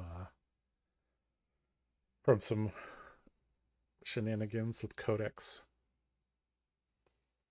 We have our opponent hasn't played a codex out, so yeah. All right, they are now marked. Okay. Do we bracer? And nah, we don't. We don't. We already have a vigor. We could probably cycle this vigor token for the rest of the game. Okay, sure. Okay, we're going to arsenal the power stance, because we can't play it because we played Oath of Loyalty. Okay, got a snag, and if that's all you got, those are pretty good. Ooh. That's real good. So he's going to flick, mark me, and then play, like, Razor's Edge. Is that what he's trying to do? I mean, this hand's pretty good. I got 3 defensive cards. Got a attack react. This, and because we have a arsenal, we would never get into the situation where we just like lose to should I even block with the bracers? I guess I have to force this, right? Because I have redundant attack reacts is the issue. All right, block 2. What do you think of 2 fire veins versus 1 fire vein Quicksilver Dagger? I think there's too many cards that specify second Draconic Chain Link. Josh forgetting rule number 1 of fighting against Arachne, don't arsenal a card. Well, I had to. It's just value. It's just value, Kidder Fox. You're already marked. Yeah. If I get oh yeah, he's not gonna flick the dagger. He's just gonna pump with his attack react, or no? Just passing? What?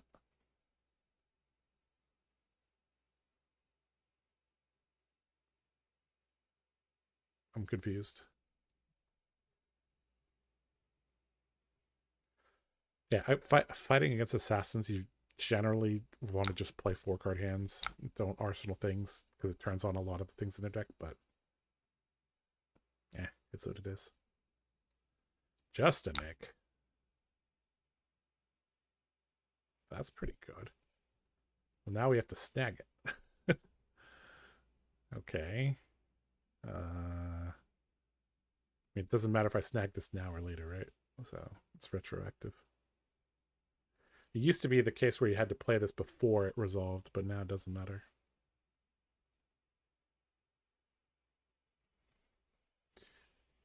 You could use fealty to make the Quicksilver Draconic.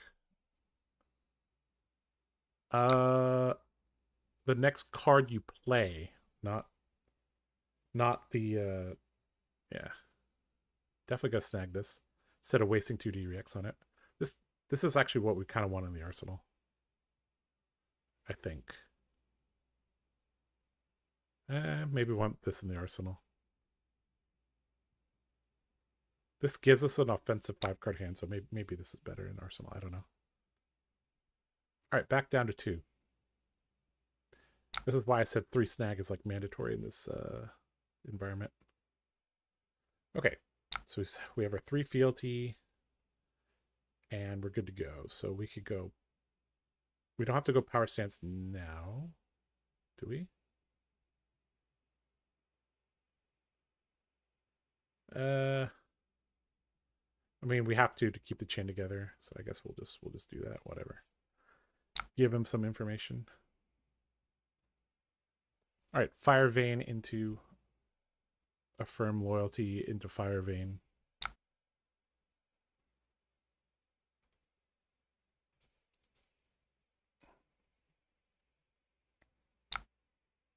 We'll make a Vigor.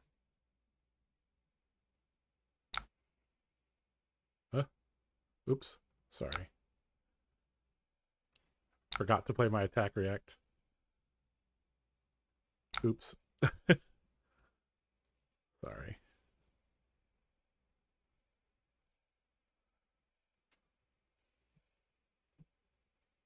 My bad.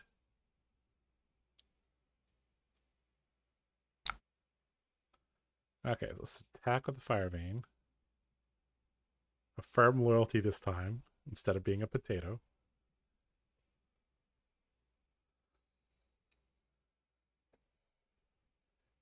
Can't fealty the Quicksilver Dagger. Yep, that's true. Since he's going to be an agent of chaos, Arsenal Den of the Spider. Oh.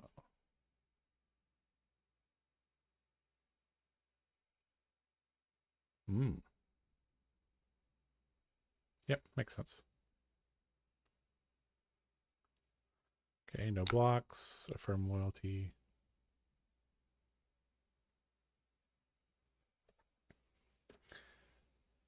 Majin Bay is testing Marionette on stream. You want to play him for the fans? Sure, of course. I would always be down to play him. Okay. Okay, so that. Okay, so now we pass the damage. Whoops. Undo Andy, shake my head. My bad. I don't play very well on the interwebs, you know. I much prefer playing in person. Joshua, next turn he will flick knives because he has 2 of them. Yeah. So this might be a good turn to use Kabuto, right? Because then I could stop him from. Well, that doesn't prevent flick knives, but yeah. All right, we'll make a vigor. Okay, do we brace or swing? I think we can do it, right? Because nothing cares about that. This is like one of those rare situations where we. Or do we just have 2 D-Reacts? Is that better? I don't know. It's probably better to get a vigor and a bracer. Yeah. These vigor tokens are really sticking around for quite a while. So, do you F with Vincent? I need to know. Well, the person that plays Vincent the most on the team is probably Ed and Nathan. They would be much better teachers or explainers. All right. I think he went to go do his trigonometry homework. What? Trigonometry homework. What a nerd. It's okay. We're all nerds here, right? Okay. Take 2. Pay into grains. I got 2 vigor tokens. Nice. Oh, we got another snag. Oh boy. It's going to be sad. We got our majestics as well. Okay. I'm already marked. So who cares?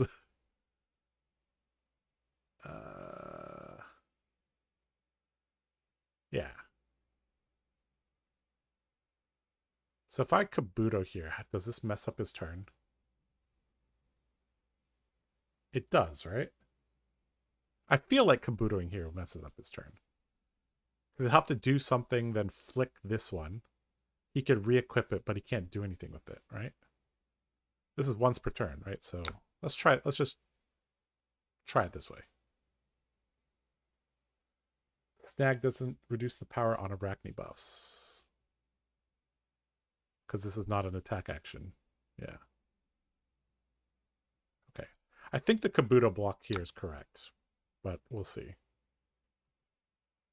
This is important for like utilizing this correctly, is like really understanding the matchup.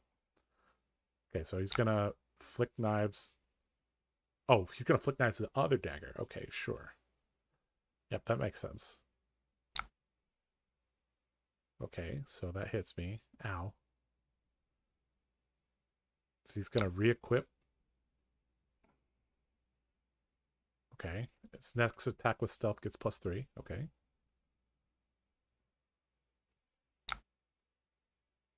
Okay. And he would have been able to attack with this for free if I didn't block with the Kabuto. Okay, no damage. Okay, so let's think about our turn. Our turn is Oath into attack, Long Whisker, attack, right? And burn it into some of these. So we don't need this card. We don't need this card. Okay. So we've got 2 cards left. Can't attack with weapons because of Kabuto.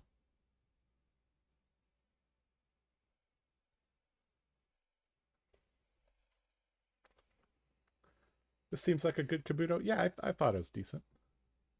16 main board, 3 snag sideboard. Yeah, I think I've... Okay, leave no witnesses. Sure. Okay, so we just block with our boots plus this, right? Easy. We don't need to mark them anymore. We already have 4 fealty. And then if they do anything cute, we can snag it. Or we could just block with this plus the boots. That might even be better, right? Yeah, that's better. If they pump it, we can use snag or the den.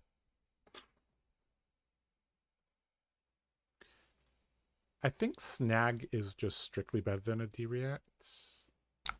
Because it blocks just a nick. So I think here we just block here plus here.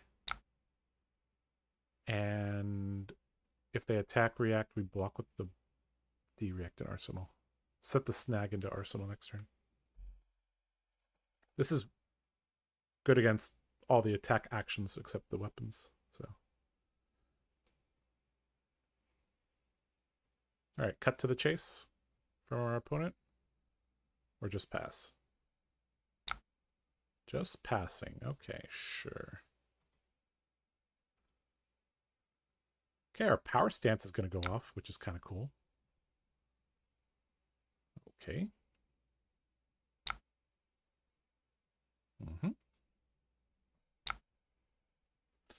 Okay, power stance. Okay, so we can oath to start off the turn. Do you think there's a possibility that Hatchadori is viable now? I think Hatchadori is in a great position.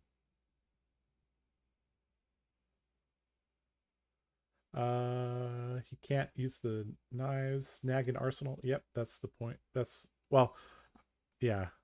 I think snag in hand is fine here. Was there a link to the list? Yes. Yes. Right here. You guys go. Let me know if that works for you guys. Okay, no blocks from our opponent. Sure. Take 4. Frailty trap. Ugh. Frailty trap going to negate our power stance, basically. Okay.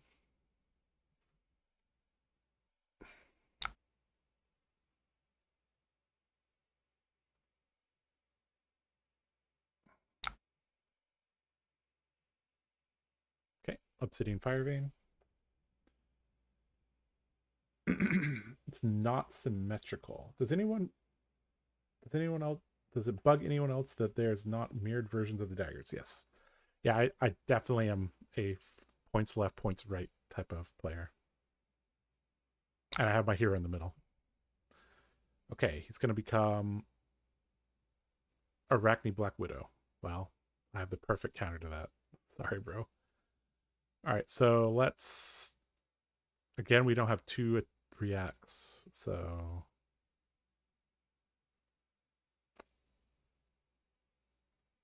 Let's just buff and mark.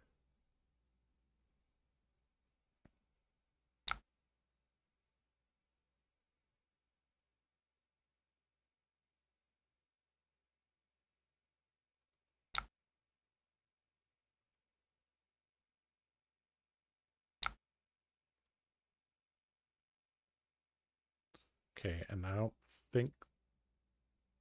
Yeah, so with Oath of Loyalty, I can still Brave Forge Bracers, right?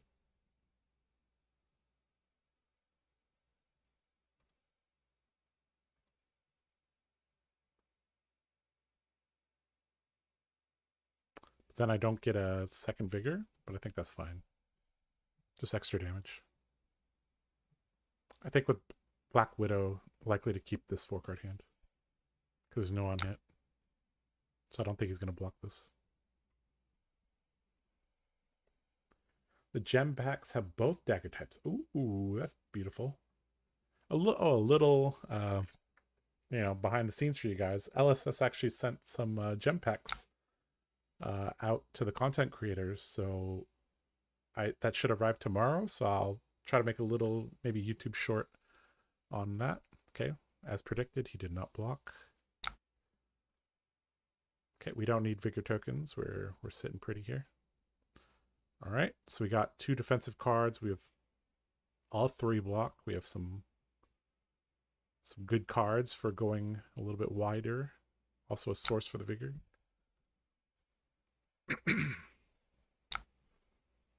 Okay, gonna attack with this. Gonna have go again. Okay. I mean, I should unmark myself, right? So in this situation, I think I just take this damage.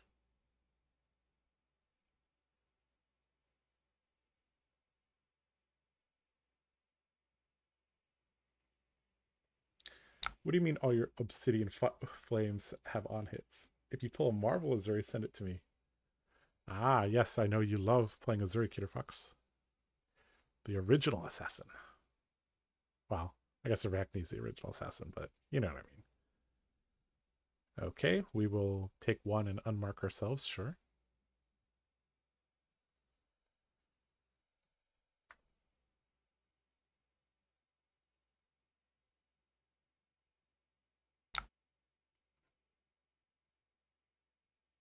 Oh, I just got an email. The delivery's rescheduled to Thursday. So sad. Okay, yep, take 1. It's interesting seeing how all 3 heroes use mark a little bit differently. Okay. Bonds of Agony. Well, well, well. Oh, man. You are gonna be a sad, sad, sad Arachne.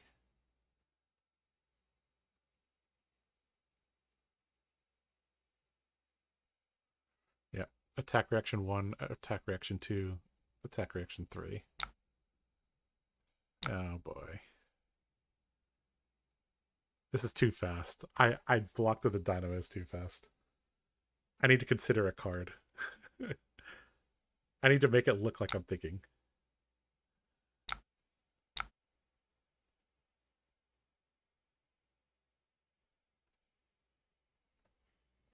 Oh boy. All right, show me your 3 attack reactions. Oh baby, it's just a Nick. Okay, that resolves. Anything else? Arachne Black Widow activation, discarding a card, giving it another +3. Okay. Any other reactions? Okay, you're gonna throw a knife at me? Okay, great. Okay. Why is this coming up again?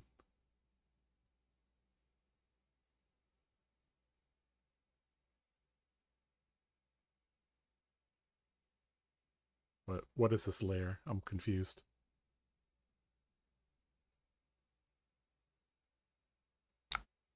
So he's adding flick knives.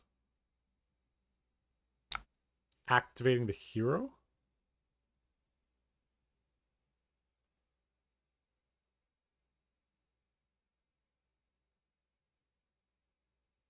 I'm confused what's going on here. But I'll just let this resolve. What? Okay. Choose a card to banish. Why am I banishing?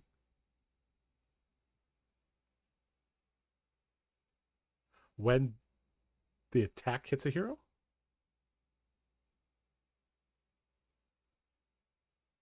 Did he target his dagger with his hero ability? I'm not sure what's going on, but okay.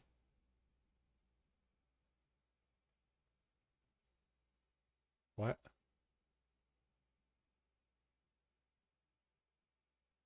Okay, whatever. We'll just discard this.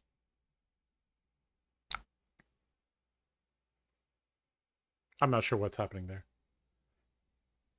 Seems buggy. He targeted the dagger with his hero ability instead of targeting this. I don't know. I don't know, but stop. Stop it. Don't do that. Wait, why is this not one?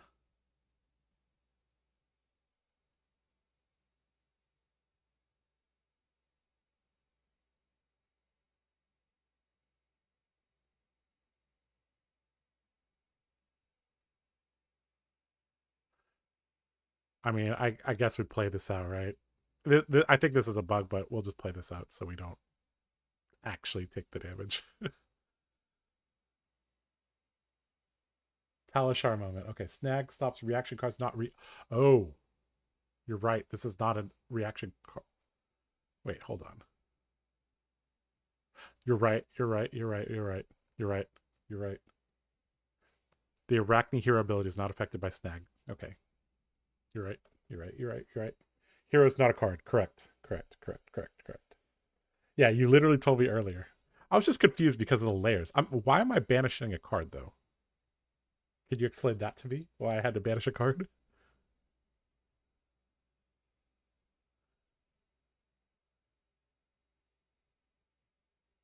My poor Searing Gaze is in the graveyard right now.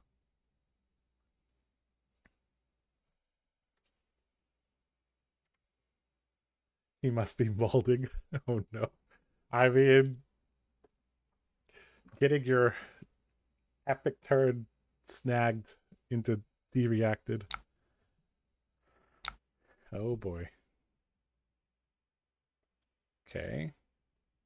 End of turn. Yep. All right. Oath of Loyalty. 11 damage prevented by 2 cards. Maybe they targeted their dagger to flick it. Banish was a bug. All right. Oath of Loyalty.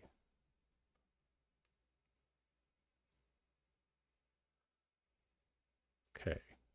In the resolution step, this is coming up, but he's not marked, so I don't know why it's coming up. They targeted the dagger with the Black Widow. I think that's what happened, yes. Even if they did, they can't even target the dagger since it's not an attack, and it doesn't have stealth. Aha. Oh, he was marked. I just hit him again. Okay, so I'm about to get a 6 fealty. If only I could spend my fealty like Olympia spends his gold. Sorry, Caps, but it's driving me mad. Oh. Sorry about that. We fealting. Yep. We have the fealty, boys. And now this is the second Draconic chain link. So we're going to get 7 fealty tokens. Let's go.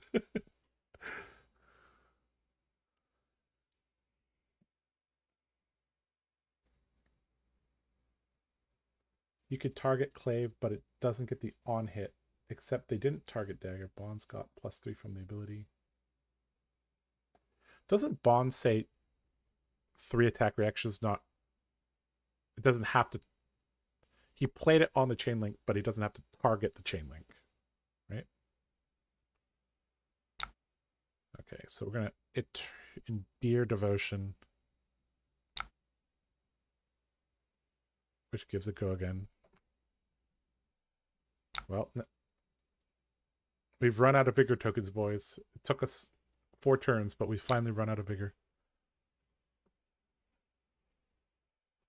Reset dynamos. Okay. So we're going to use this, obviously. Okay. These cards kind of suck.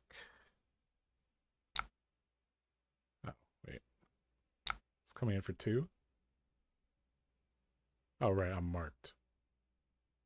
And this says stealth. Okay.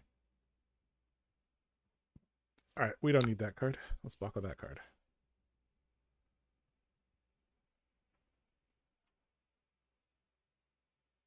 It's another situation where we're almost got screwed by drawing the wrong thing. I guess we could always turn snag into Draconic snag, so I guess it's okay. Our opponent not playing any D-reactor than the Frailty Trap, I think, makes this hard for him. Pick up the point. Okay, go get your dagger back. Sure. They have both of their things there. Okay. One, go again. Well, I guess this is where I'm supposed to use this, right? Maybe not. It's hard to predict what these two cards could be. He blocked with Mark of the Funnel Web. I don't know. I don't want to get hit. I'd rather they stay in Arachne Marionette form.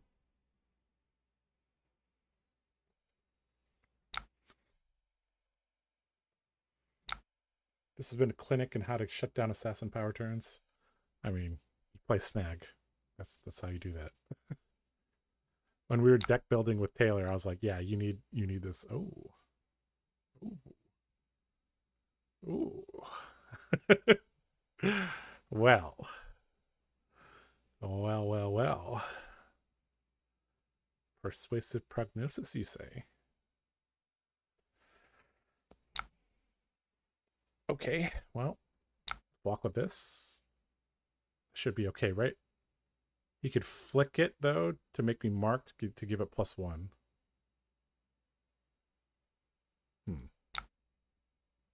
Right? This has stealth. Okay. So yeah, he could flick knives, give this +1. That I can't snag, so I have to block the armor. Okay. Pass party. This chat is gonna make me lose my mind.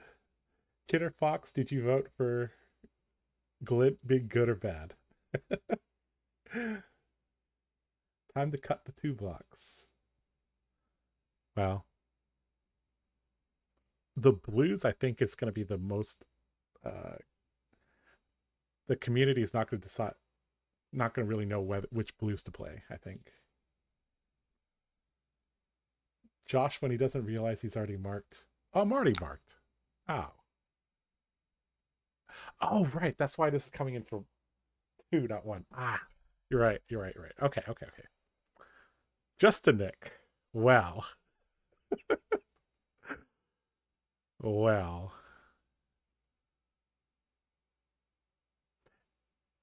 Well. I think we've snagged 3 Justinics. Is that what we've been? Play Glint. Yeah, if this was Glint, I'd be sad. Glint is the goat. Ah, okay. We got some Glint truthers here.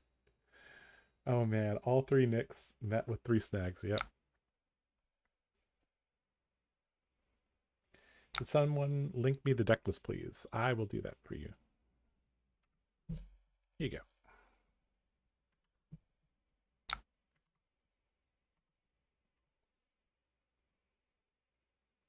All right, flick knives. Okay. What is this doing right now?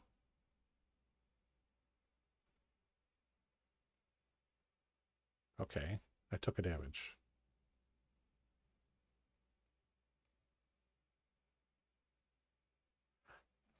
These assassin on hits are extremely deadly because if I lost all my fealty, I'd be super sad.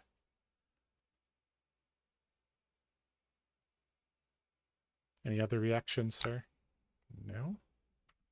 Oh boy. This is where our opponent leaves the game.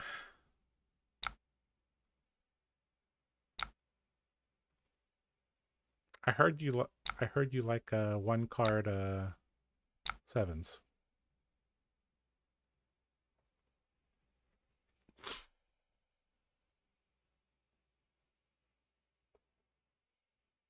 One card 7 reset dynamos, actually. It's pretty good. I'm the mayor of Glint Town. That makes me the prime minister of Glint Town. Oh boy. I'll be the emissary of Glinttown then. I wouldn't be surprised if you left, yeah.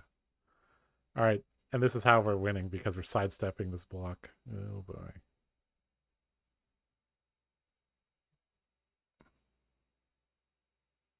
Yeah, Reaper's Call's pretty good. Instant speed mark.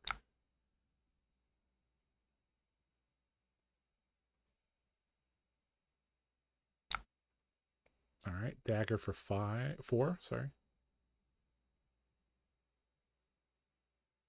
So 2 into 4 reset dynamos off 1 card. Seems pretty good. I don't know if he needed to give me Tunic there. Okay. So we have 1 loyalty beyond the grave in here, right?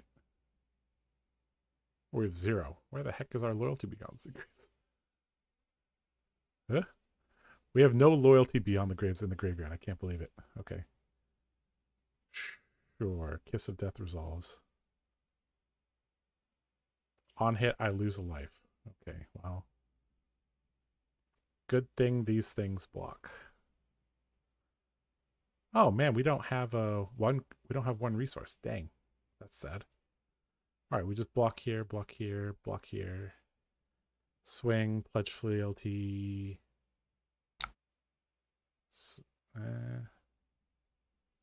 Yeah. If we had 2 loyalties beyond the grave, we probably could close the game out here. Oh, he's going to flick this at me, isn't he? Oh, he can't, because it's not the active chain link. Sweet. Nice. This is so Prime Warrior. Well, I certainly hope that the Warrior guy can bring you some Prime Warrior content.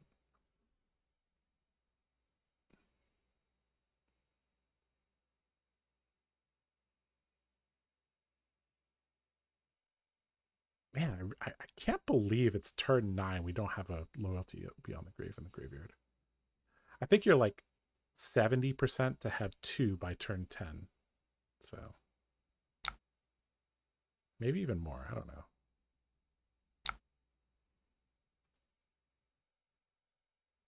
Should I just throw this for 5? No.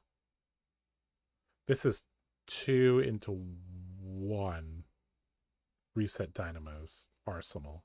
It's probably better. That's 3 value from offense, 4, and then it's a 2-card 7 in a roundabout way.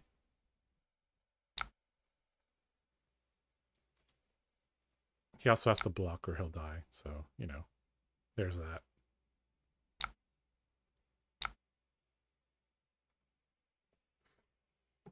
Fang is so cool and all, but I'm excited for Dory now. You're excited for Dory?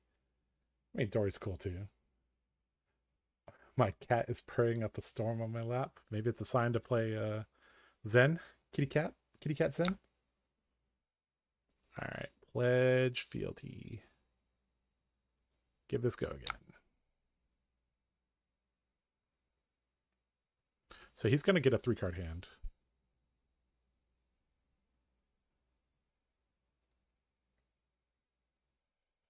Hatchadori is wild now. 3-card plus Tunic, 17 dominate, split into 3. Yeah, I mean, Hatchadori with Sharpened Senses is very good. Endear Devotion, 1 cost, buff 3, fealty on Chainlink 2 feels so bad to me. It's all, that card is a necessary evil.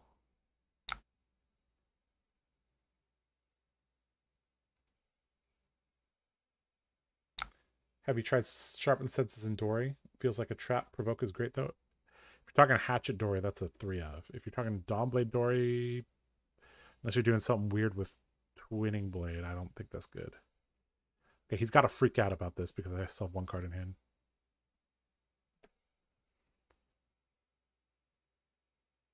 Sharpened Senses, Spill Blood. Yep, that's correct. I absolutely hate drawing it when it's my hero powers online. I refused to ever play Zen. Me too, except in draft. Are you playing Fang at Memphis? I have no idea. I haven't really picked a deck. I'll play some Warrior at Memphis. So I'll tell you what decks I'm interested in. I'm interested in both versions of Dory. A really, really high roll version of Combo Bolton that uses sharpened senses. Kasai is cool too, but I'm not. What in the world is this? Oh, yep, that card's good. Glad to see it on the chain.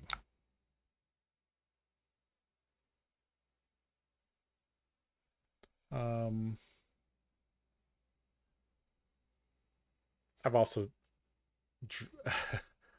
I've theory crafted some very, very annoying Olympia decks. But yeah. Okay.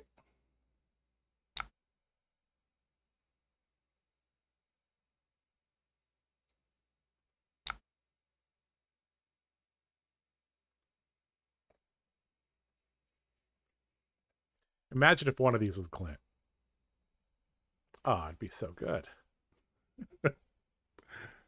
Be so good, chat. Oh man, our poll is at 50-50, guys. Oh my god. That is crazy. I'm so glad I bought Dynamos when they were $45. Good job, bro. Right before Heavy Hitters was the cheapest, yep. Tell me more about Sharpened Senses. You seem to really be high on it, but I need to see Warrior Math to prove it's insane. Clint mentioned. Okay. I mean, this is just damage.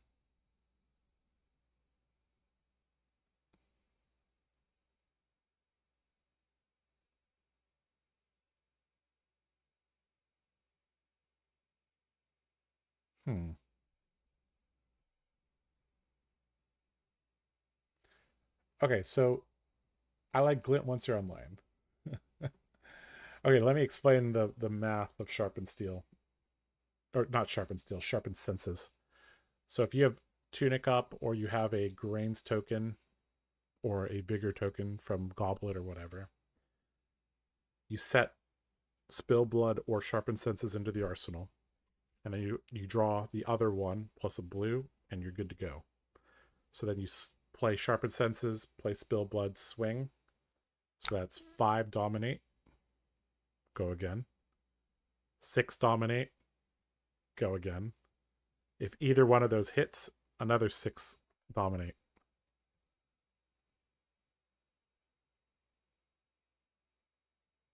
Go again as well. So you just got 17 offensive value. Refresh Dynamos off of 3 cards. So you just did a 3-card 18 in a deck that is all about value. If you 3-card 18 them one time, they probably lose. All right. I'm taking one.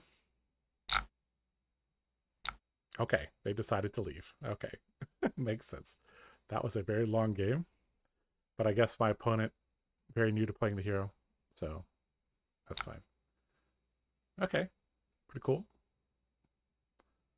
I mean, their deck did not have any gas left, really. Like, just a Nick was gone. 2 sides of the blade. Yeah. Okay, let's see our value. What was our value per turn?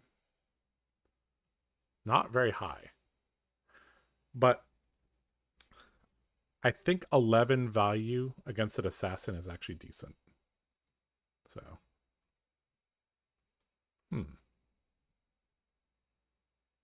got turned on about here. So you see the value per turn went up quite a bit. So I guess I also didn't finish my turn 10. That's why it's lower, right? Okay, cool.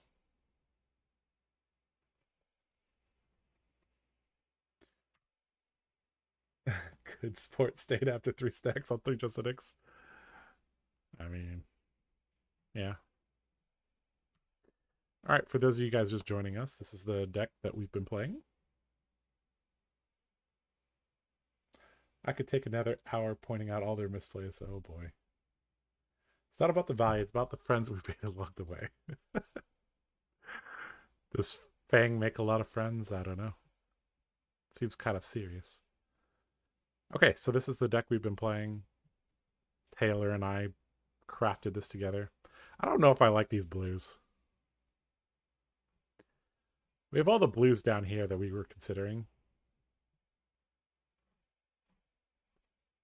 I don't know. There were several moments in the game where I was close to losing all my fealty, which makes me nervous.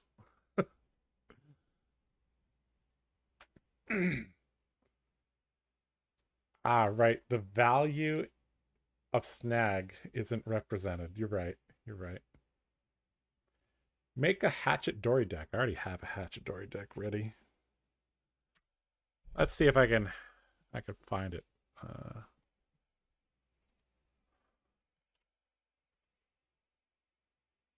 mean, if let's see.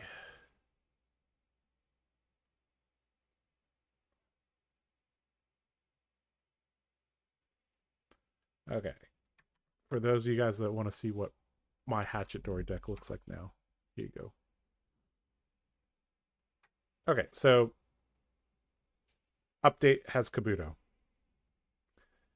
It has 3 Sharpened Senses, has 3 Provoke, has 3 Trot Along. This is hit and run for 2-handed decks. Jagged Edge, Shelter from the Storm. It's just good. It's not complicated.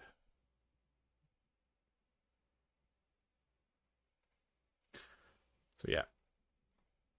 Here, I'll just post it. I'll even post it in chat so you don't have to take a screenshot and make your own. Here you go.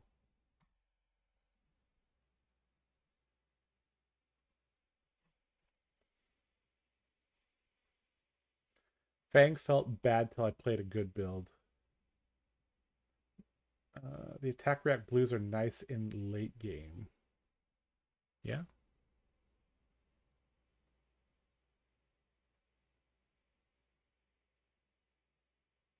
Glint.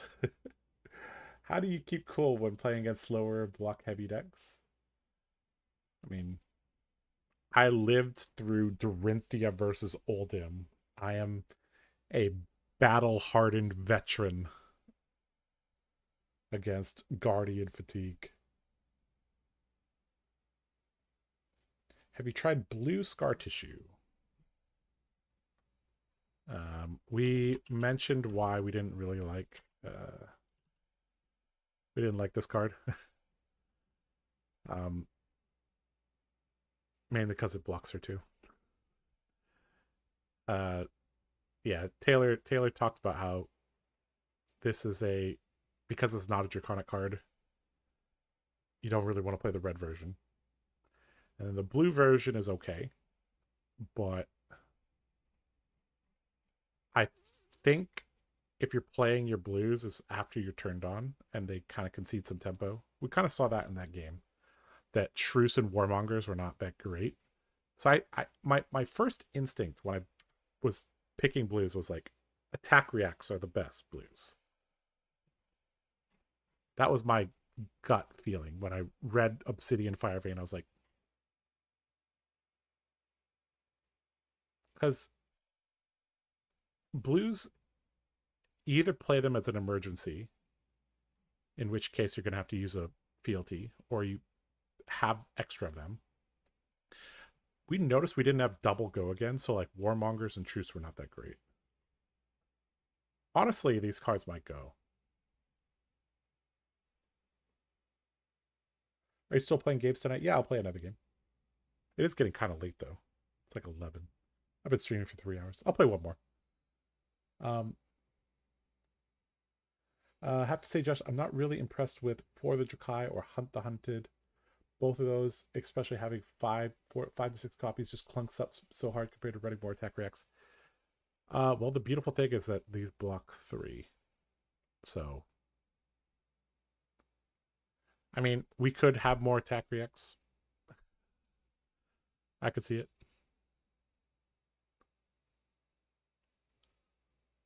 I don't know.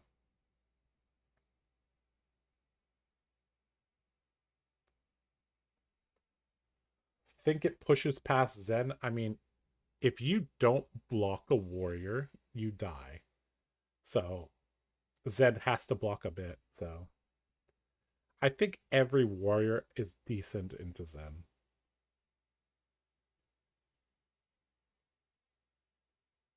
Hatchet Dory really should be quite good in this meta.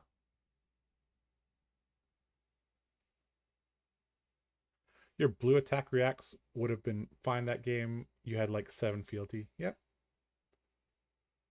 Truce was good once. I had 4 blues and 2 vigor tokens.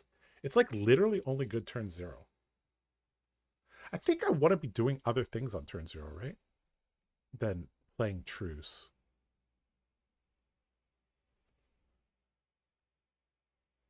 Do I even want to play Warmongers against Viserai? It's not even that effective. I mean, it's good against Vincent, and we might see more Vincent. I hate Pledge Fealty. It's broken early game, but drawing at late game feels bad. Well, that's why there's 2 of them. I like Imperial Intent so far. Where's Imperial Intent?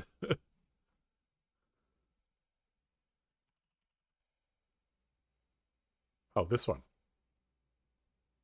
Well, I mean, Imperial, we cut it because we're like, well, Blistering Blade is a better version of this. And we didn't even really want to play more of these. Josh, check my list. Ah, did you DM me? Let's see.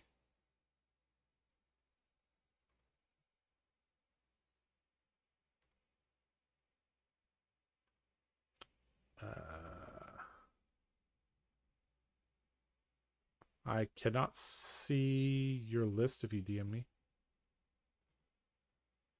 If it's in the YouTube chat, I think the moderator auto removes it or something. Sorry about that. Warmongers isn't effective against Viserai. It hasn't been good into Viserai ever since Rosetta. Why not 2 blue nips? Remove the incision. I mean, these are exactly the same card.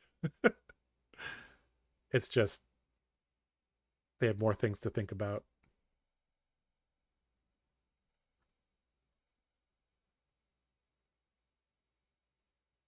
Pledge Fealty and Endear Devotion are the cards that feel good early and terrible late. I mean, yeah.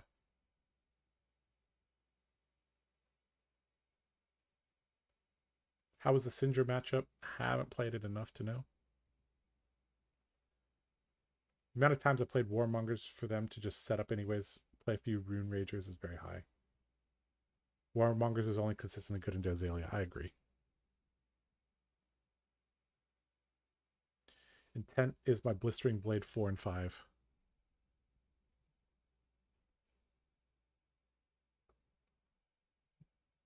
Yeah, I mean, Imperial Intent is extra copies of Blistering Blade. I agree.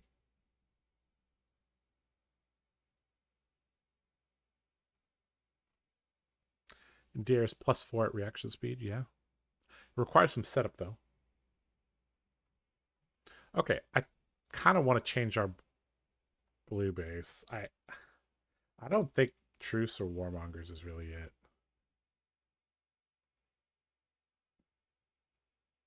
Power Stance was fine. This is fine. This is fine. All right, guys. We're going to be Glint gamers. And You know what? Let's add some more zero cost attack reacts. And now are we? Oh, we're still missing one card. Okay. We can add one more card. Why not?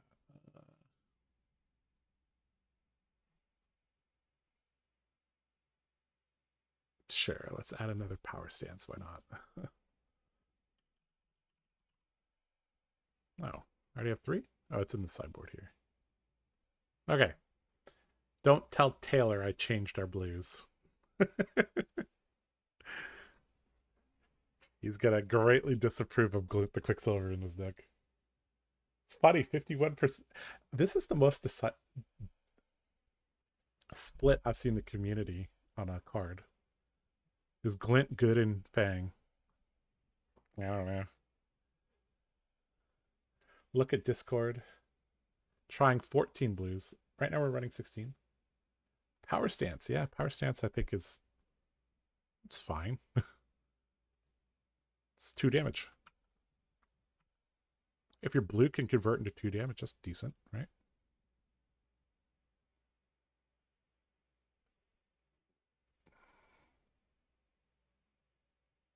Okay. This is Mr. Blood's deck. All right, let's see. You have AB3. Okay. Same setup.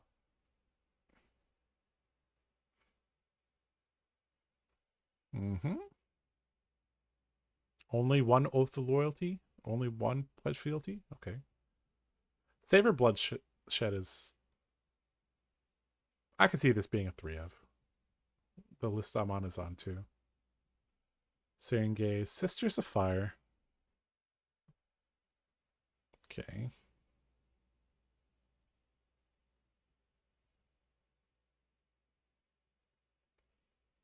Oh, you're playing Twisted Turn. How are you getting go again with this deck? Perforate. Oh boy. And your list is 15 blues? Okay. Okay. You only have 3D reacts? Oh, 6 with this. Okay. No smoke out? Really? Okay. Interesting list. I'm concerned how you're getting value from this.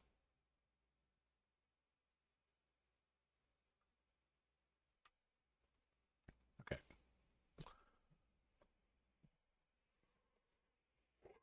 All right, let's play one more game.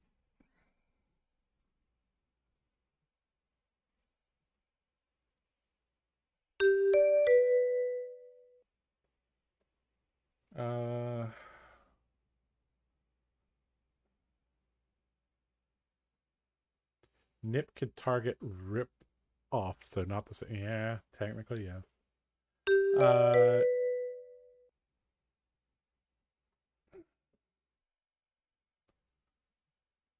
Uh, well, Kidder Fox told me I should go first against Arachne, so I guess I'll go first.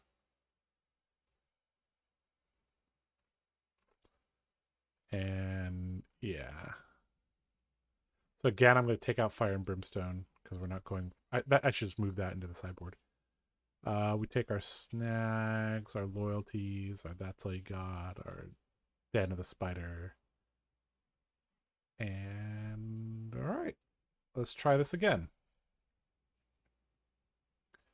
Was Kabuto good last game?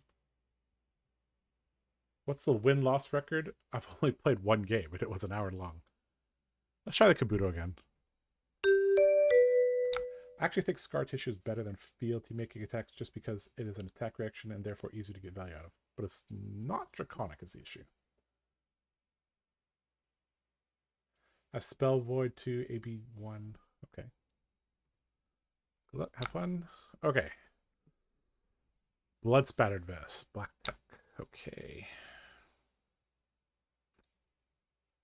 Well, I think I'm just supposed to mark him and pass, right?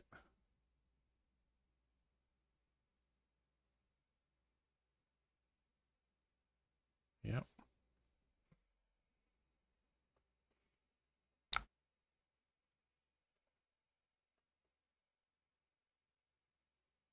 Put the Savor Bloodshed into the arsenal, I think.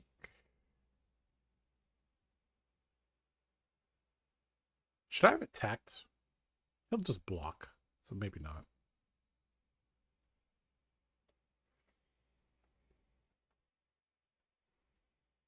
Oh shoot, it's Archon. Love the guy. I miss our Oldham discussions. Oh. Pass with double oath is kind of eh. Well, I'm just gonna block with them. Man, everybody playing this card. What the heck? Okay. That's annoying. I just double block with oath. I don't have an attack react, so I'm not doing anything with my turn. I mean,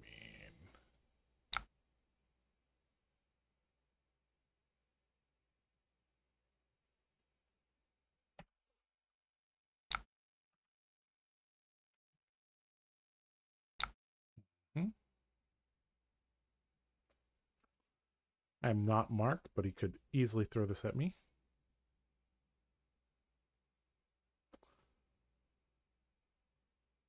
I mean, my turn would just literally be swing this if I don't.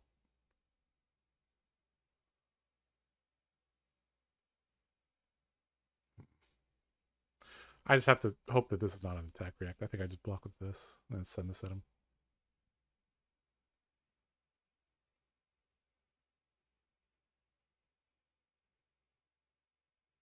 If I actually understood the Arachne Marionette decks better, I would just I would know if this is a risk that's worth taking or not. But that comes from experience. Let's see if I get punished. Oh, this is gonna buff this, isn't? Oh no. Yeah.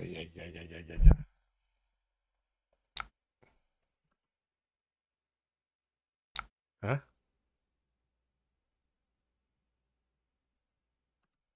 Yeah, okay, there we go. Okay. I'm an idiot. Well, live and learn. Live and learn.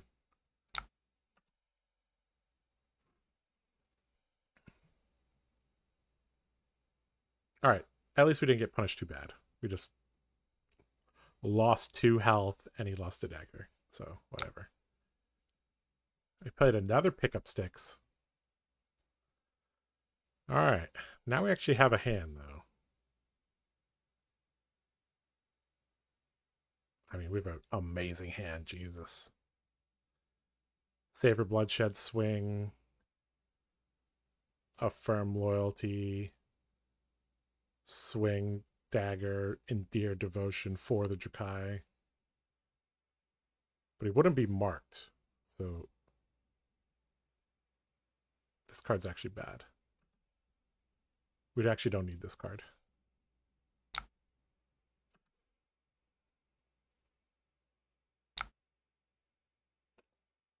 Well, that's annoying.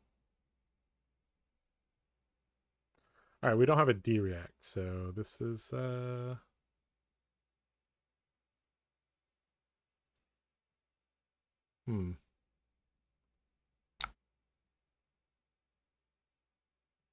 If he has just a Nick, we get punished. If this is just a 3 pump, then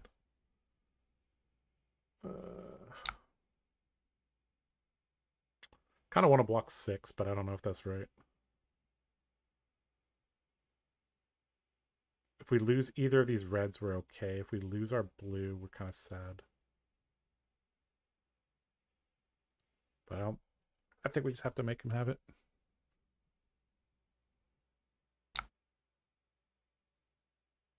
Okay. Well, thank God these are both battle worn. This would have been bad. Tarantula Toxin's very good against armor. Oh, I forgot to block with this. I'm getting tired, guys. All right, so reveal the red, so he's going to get one of my reds.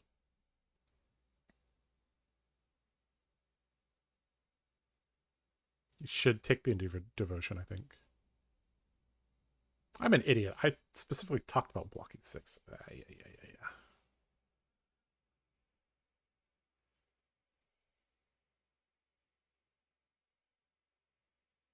You know you can't play Savior on loyalty turn?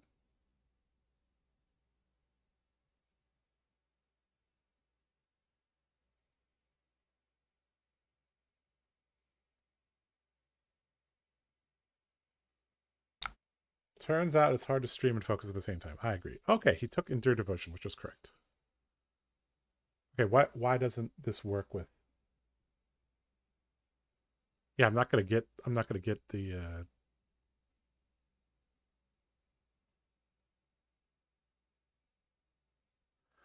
I don't know.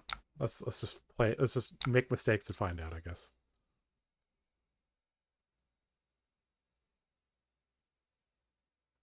We could still just give it +2, right? Oh, Oath of Loyalty. Yes. Savior Bloodshed and Oath of Loyalty don't work together that well. It's okay, I guess.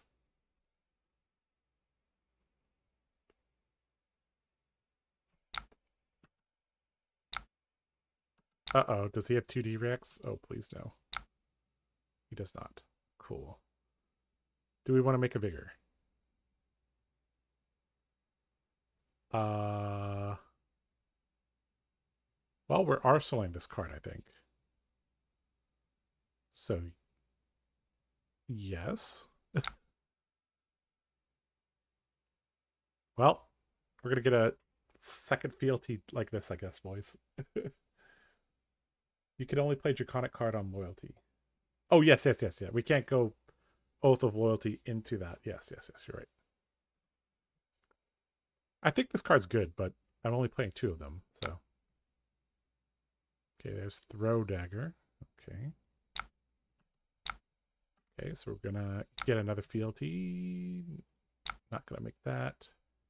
We could just throw this, but he's not marked. But we have the action point, but I kind of like having this in Arsenal. We'll see if I get punished for that. Okay, we have some good stuff.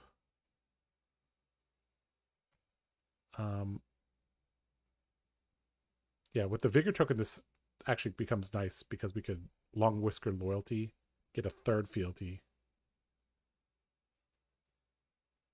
Oh, no, we have to mark. It would mark them. Still pretty good. I think we still just block with That's All You Got. We might need to block with some of these. We'll see.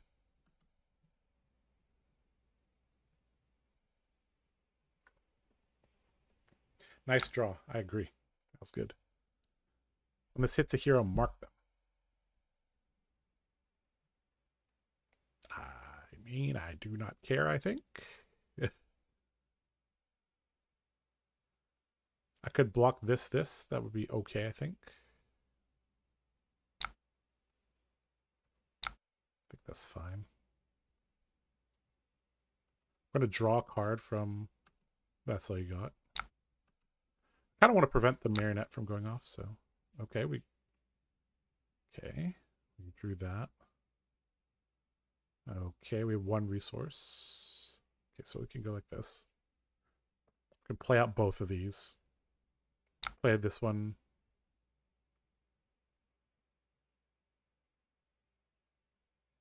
Play this one first for the mark.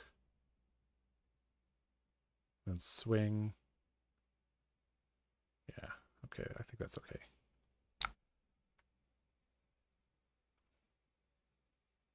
The next time target dagger hits a hero this turn, mark them. Okay. Yeah, that seems fine.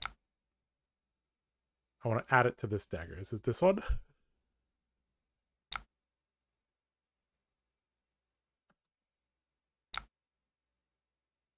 No. So now he's marked.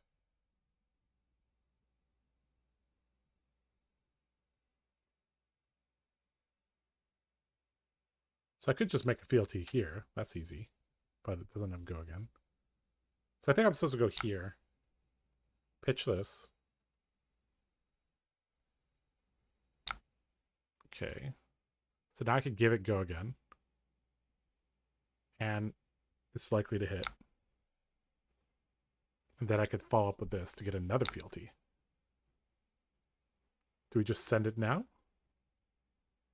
Or do we protect ourselves from drawing a hand without a Draconic card? I think I'm supposed to yeet it here, right? He's marked. I get a fealty. You know, why not? Let's just eat it here. Not sure. It's hard to evaluate. Not as clear as he could pick the right dagger. Yeah, I'm not sure which dagger it was.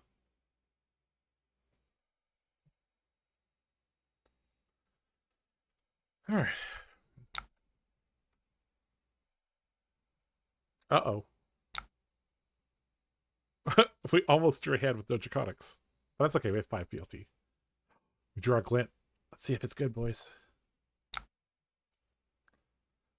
All right. They'll get to mark us if this hits. Meh.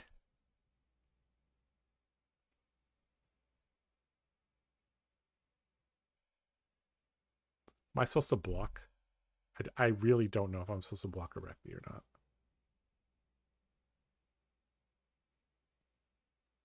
I guess I'm supposed to block. My hero ability's turned on, right?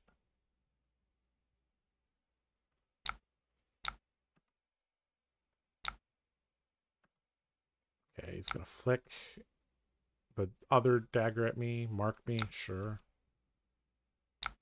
Okay. Okay. Equip a graphite token. Sure. Kiss of Death. 7. On hit, I lose life, so I should just block. Okay. This is why we want our blues to block for 3. This does not have go again. This is on hit go again, so this will be fine. Mm-hmm.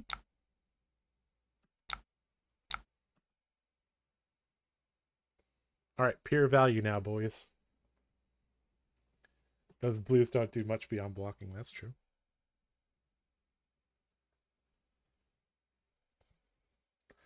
Assassin is so complete nowadays that every should I block decision could be wrong. Yep. It's all about experience. I think the more experience you have against assassins, the better you'll do, just like against warrior.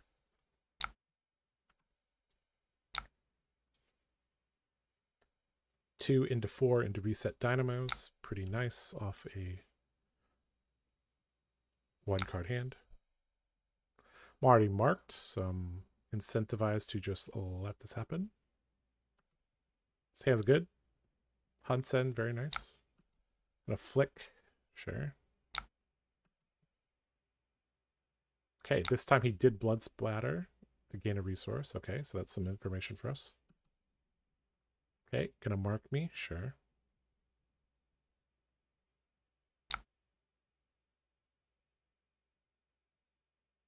Played Orb Weaver Spinneret into this. And then discard to get +3. Okay. So we definitely want to block 7 and then have our D react. So we actually might block with this then, because our turn is still fine.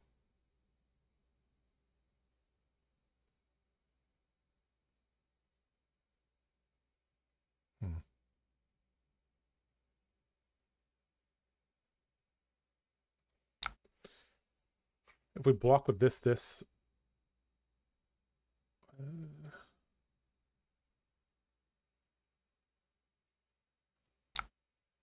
we're using armor to gain 1. It's net 1 extra value. Okay.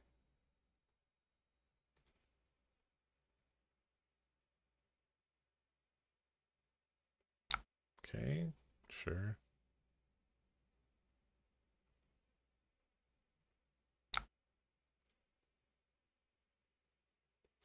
Double D react. Let's go. All right, so then Arachne's going to revert again, and we get to play a ultra efficient 1-card hand. This is value, boys. This is value. 6 into 1 reset dynamos. 1 card 8.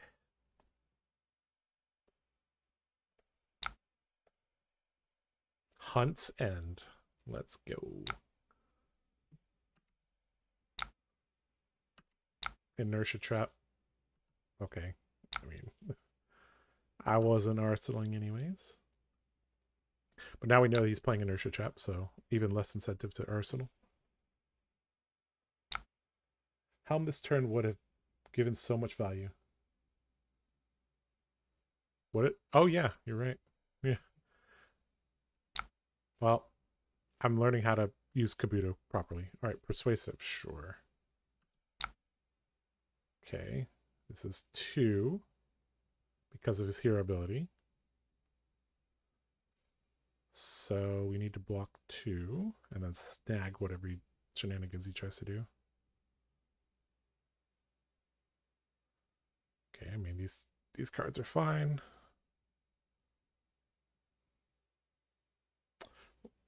We can't block 2 very easily, though.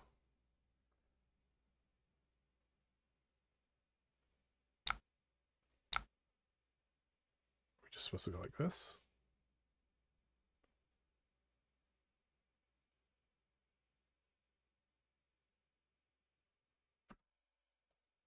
Block 2? Oh, sorry, block 3. Never thought I'd ever be able to see someone pop off with a 1-card hand. Just haven't seen such good 1-card hand since old Kasai. Yeah. Does this beat Hachidori, though? I mean, directly against Hachidori, it's probably unfavored. Ooh. Okay. Okay.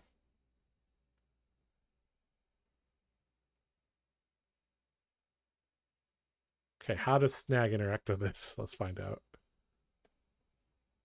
Just joined. Fang feeling good? Fang is awesome. Is he the strongest deck? I don't know. But he's good fun. Mark of the Black Widow. Okay. Okay. So this should reset this down. Oh, I accidentally made a pro play. I was over blocking. I was like, I'm losing value. But I actually played around, take up the mantle, switching this from a persuasive. Oh, he can buff this to 4, though. By throwing the knife. Right? Wait, Snag is only going to take this down to 4. I mean, we still have to do it, I guess.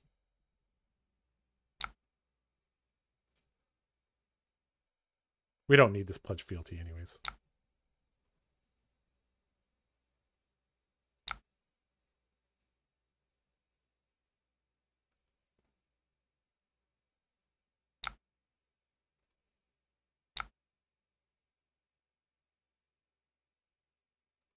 Okay.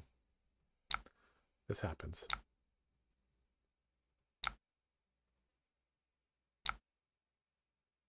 Okay. Hey guys, this 2-card hand looks pretty good. Let's go 4, go again. Into 2, into 4, into reset dynamos. Seems pretty good.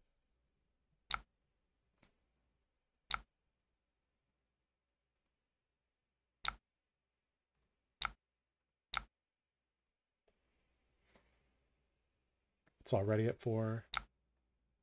I'm already marked. Yep. Hey, the opponent didn't need to throw it at me. You're right. Yep. You can play Snag after all the reactions and it works retroactively. Yes. It used to work differently, Jeff. That's the issue. Or it used to be you had to resolve it and then everything after it. But now they changed how it works. 2-card 11.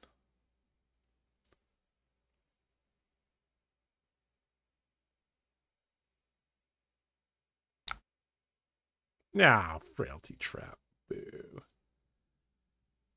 All right, he had double D reacts. Okay. I mean, he's still missing a little value. All right, Command and Conquer. Okay, so he has CNC in his deck list and Inertia Trap, so I really don't want to Arsenal. Okay, Kiss of Death.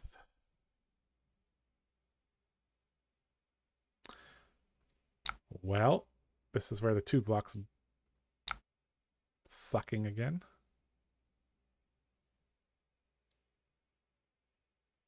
So our opponent, compared to our first Arachne opponent, is not transforming a lot. That might be because I'm playing more defensively.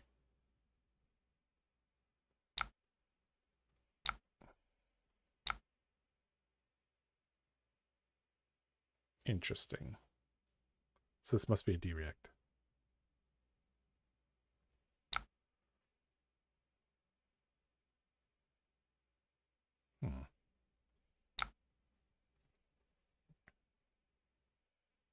So should I pledge loyalty and then double Blistering Blade?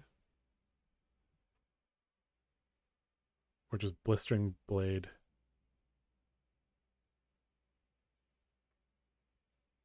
I think having the attack react in the arsenal is actually better, right? Let's just use this. Maybe I draw another one of these Save Your Bloodshed. Then I definitely want an attack react.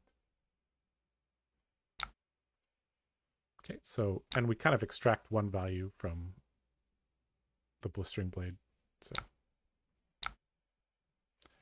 all right, so he looks like he doesn't have an Inertia Trap. If he has an Inertia Trap, I'll play this out. Okay. Okay, he kept a 5-card hand. That's terrifying. Okay, he played Savor Bloodshed, up sticks and run. Okay.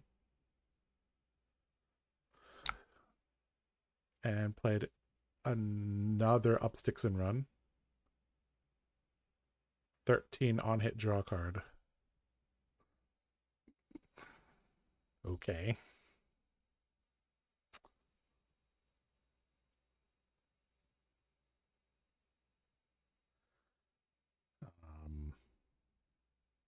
I mean, it's not disruption, so.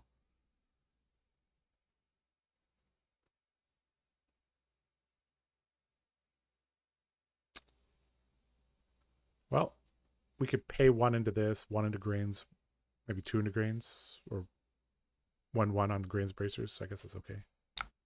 Oh, can't block like that. I think we just take it, right? It's just vanilla damage.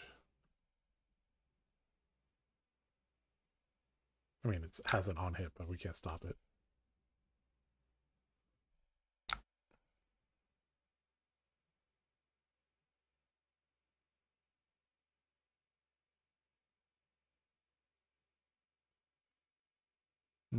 If that's a codex, how bad is this? It's not that bad, right? Still have armor. It's bad because I'd have to give up my helmet or grains. I presume there's another attack coming, so this is a random card, right? Could be anything.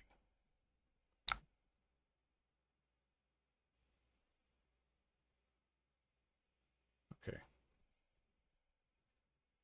Let's hope it's not Codex.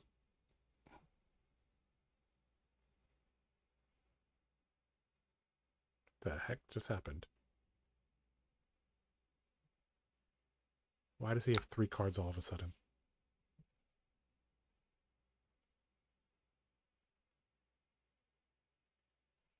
What?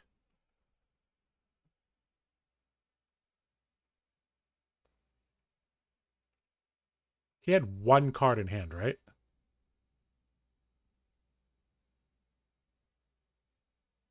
What?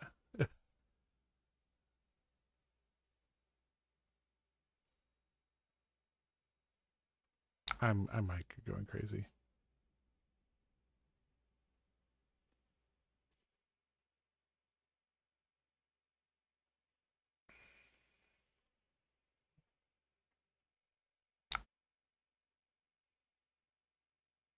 Two save. Oh, he played two. Oh, I thought he played two pickup sticks. Wait, what?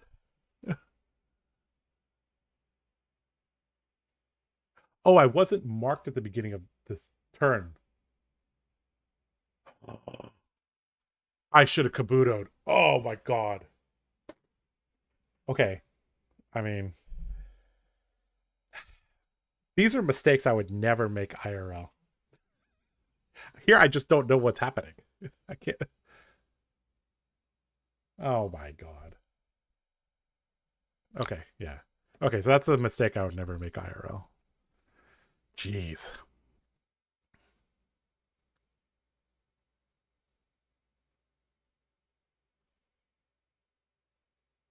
Live and learn.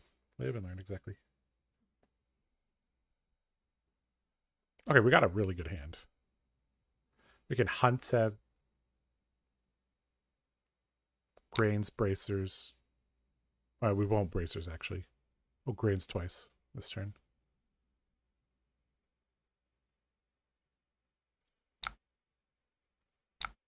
Yeah, this should do a good chip damage here. All right, burn a blue into grains. Fire vein.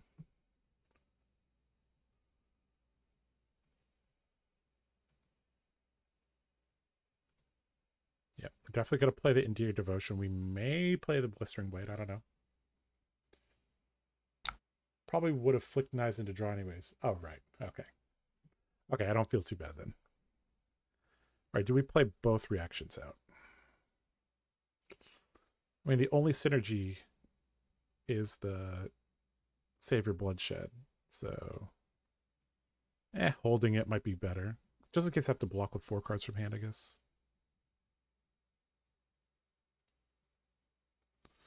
All right, let's Endear Devotion. Cause some chip damage, make another Grains token.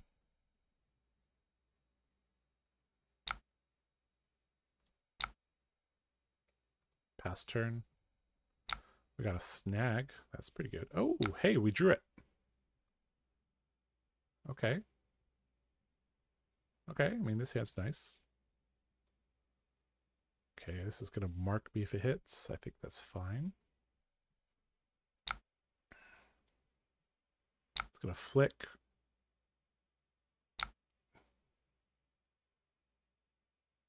Okay. I haven't been keeping a close eye on what he's been using this on. Okay.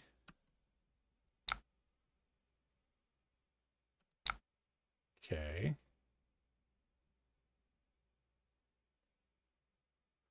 I mean,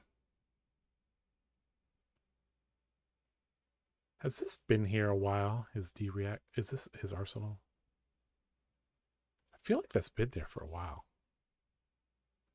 It says go again, no floating, didn't use blood splattered vest. I think this is just the end of his turn, right? I could play everything out. Well, I think we'll just use a smoke out here. Arsenal the snag. We have 2 vigor tokens that we can use.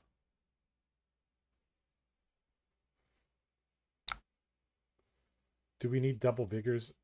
I preferred the bracer value. Well, we would lose value because we would. Oh. Yeah, we don't need the. You're right. We didn't need the Draconic. We didn't need the fealty token. Okay.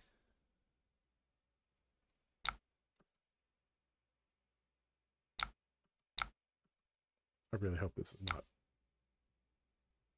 Ah, not that. Okay, so we're going to have to give him a card. That's annoying.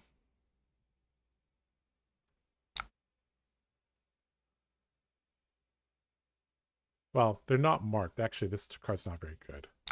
Okay, so we'll just keep it old school here. Break Fealty and make Blade Flurry, Draconic Blade Flurry. Hell yeah. And then we'll get the extra value on the Blistering Blade later. We got 8 fealties, boys. We're damn devoted.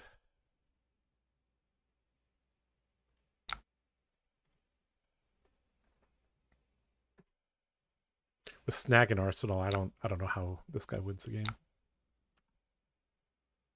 Activate fealty, which means one thing. Blade Flurry. Okay. Ah, Frailty Trap. Boo. Boo. Boo.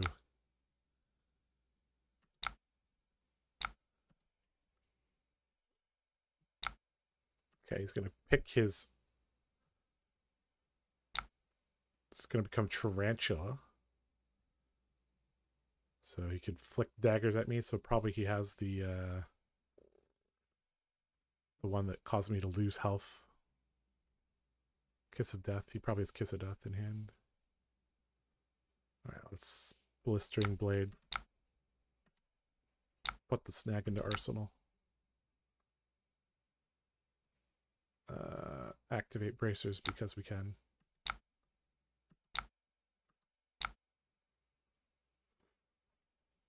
Okay. I believe we have a Loyalty Beyond the Grave in the graveyard. Yep, there we go.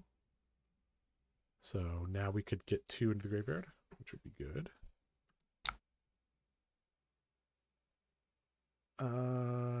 This could give us... He could buff this if he wanted to, but I don't think he's going to.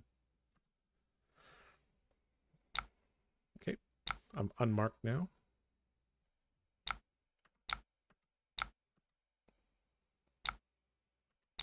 Okay.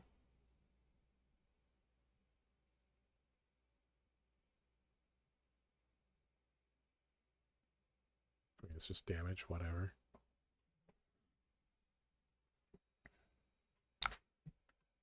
Ooh, buffing it. Okay. Gonna throw a knife at me. Okay. Gonna lose a life from that. For this hero ability, sure.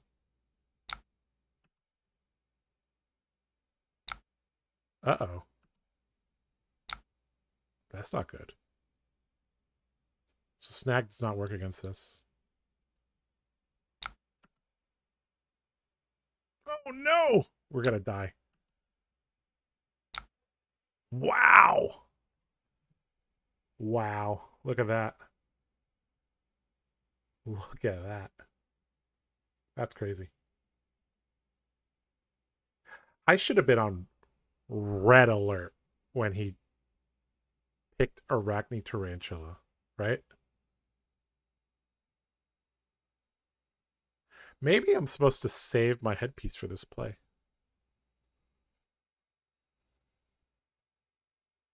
I don't know.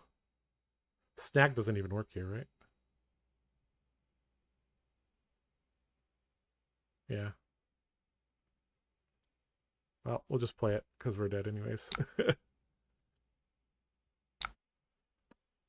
Break a fealty. We'll mark him. Good game. Okay. Wow. That was Route in Assassin. Holy shit. Tarantula Poison is very good on this weapon particularly, right? And he led his turn with the other dagger, right? This card is like, it's a majestic, right? But it's you might think, oh, it's really hard to get value from both modes, but it's like built for this. Whew. Jeez. Damn. Damn. Okay, so now we understand a little bit about how this here works. If this blue blocks 3, what blue? Snag? I didn't realize GC was unsnaggable. Yeah, because it's not gaining power from an attack reaction card. To be frank, you probably would have got this game on the Kabuto turn. Yeah, if I had Kabuto, yeah, yeah, I don't know. Okay, good game. Live and learn. Got higher value this game.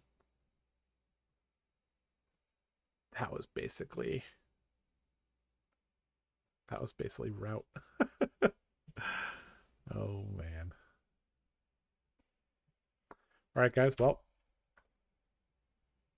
I hope you guys enjoyed the stream. Once again, here's the Fang deck list for you guys that I was working on with Taylor. Yeah, this deck's real fun. Oh, if you guys have any questions, you can leave them here. If not, I'm gonna get going.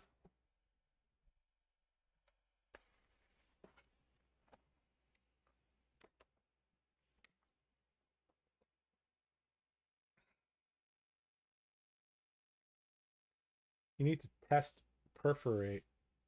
It's one of the best cards breaking fealty.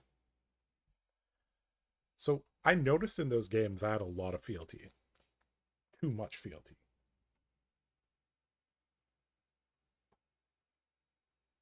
I'll look for more fealty outlets. But yeah. I mean, Majestics are majestic for a reason, so you might be right, Mr. Blood.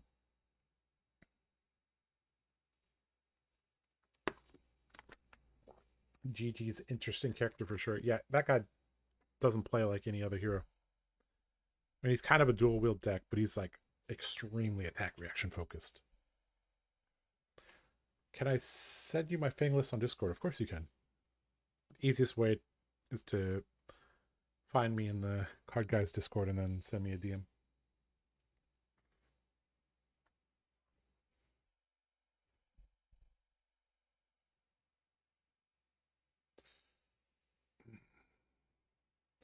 Wow, we peaked at 281 tonight. Jesus. People really wanted to see some Fang. Oh. How many of the card guys would go to Memphis? All 6 of us. Which means you guys can get some of these. The TheCardGuyz challenge chip. This one's Vine. This one's Taylor's. Got Sigil of Brilliance. This one's Willie B's. It's got Luminaris. Good old Nathan Crawford has the green one, just like last time. Has CMH. Aaron Grace has the Alt Art Spectral Shield. Quite nice. Ed Knight has Mr. Mangle himself, Yarrow. So if you guys play one of the TheCardGuyz, challenge them. You win, you get a challenge chip. Just that simple. We can only challenge if Gem matches us in an event, right? Yes, in general, we are just playing in like the calling and side events and stuff like that. If you could catch us when we're not playing, maybe you could challenge us separately, but in general, it's just gem matches in general.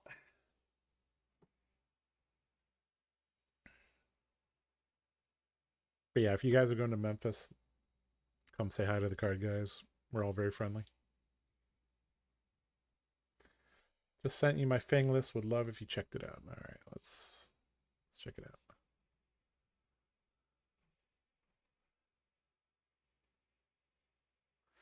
Here's my Fang list. I have some different opinions from you and Taylor. I feel like the attack actions that make fealty are worse than just playing more reacts. All right, let's take a look. All right, this is Henry's list. Let's take a look.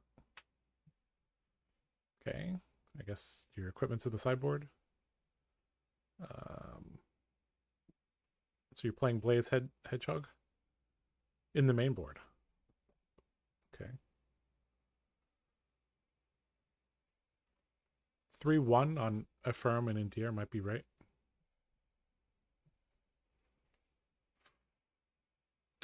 Extra Imperial Intent. Basically extra copies of Blistering Blade. 2 Pledge Fealty. That feels right. 2 Saber Bloodshed feels right. Scar Tissue. This one, I'm not so sure about.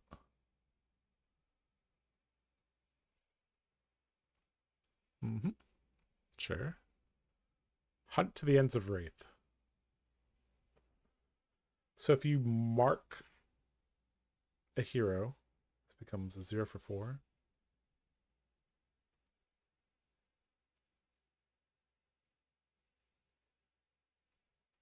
This card might be good. I don't know.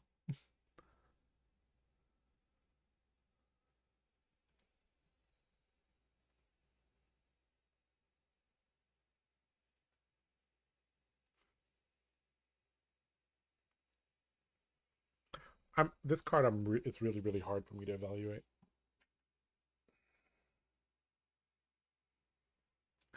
I don't know. Stonewall Gauntlet and Vambrace are good in the side. Okay, there's your Kabuto, Null Rune, yeah. It seems to have a lot of the same ideas.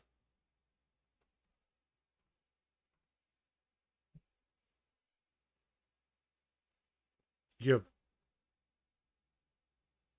more attack reactions, I guess, but not by much. Looks like 2. Seems very close to the list Taylor and I have. Just do a comparison.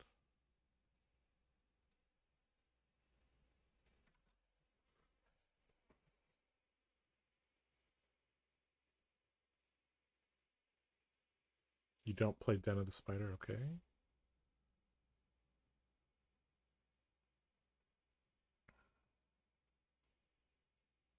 So you play Hunt to the Ends of Wraith. Okay. I mean, this card might actually be good.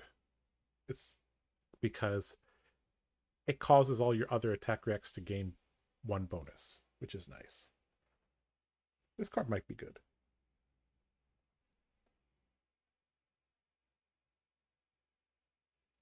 We never played out for the Drakai or Hunt the Hunter.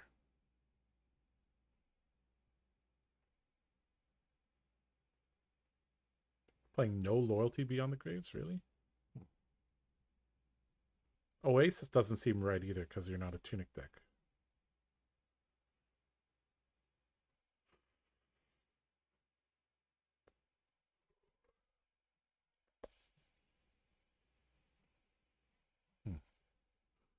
I don't know.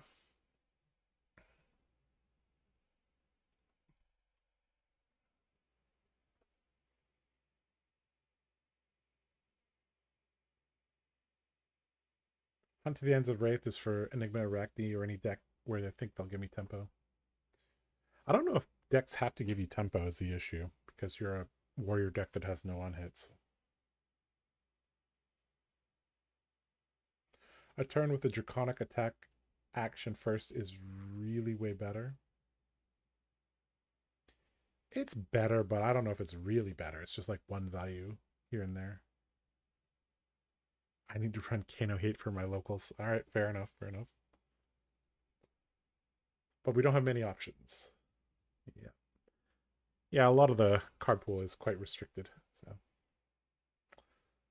all right, guys. Well, thank you for joining me today on today's Fang exploration stream. Thanks to Taylor for helping make a deck with me. Yep, if you see us in Memphis, please challenge us. And this Friday is our show match against Blue Pitch. So if you want to check out all the new heroes played by Team Blue Pitch and the card guys, that would be the best way to go.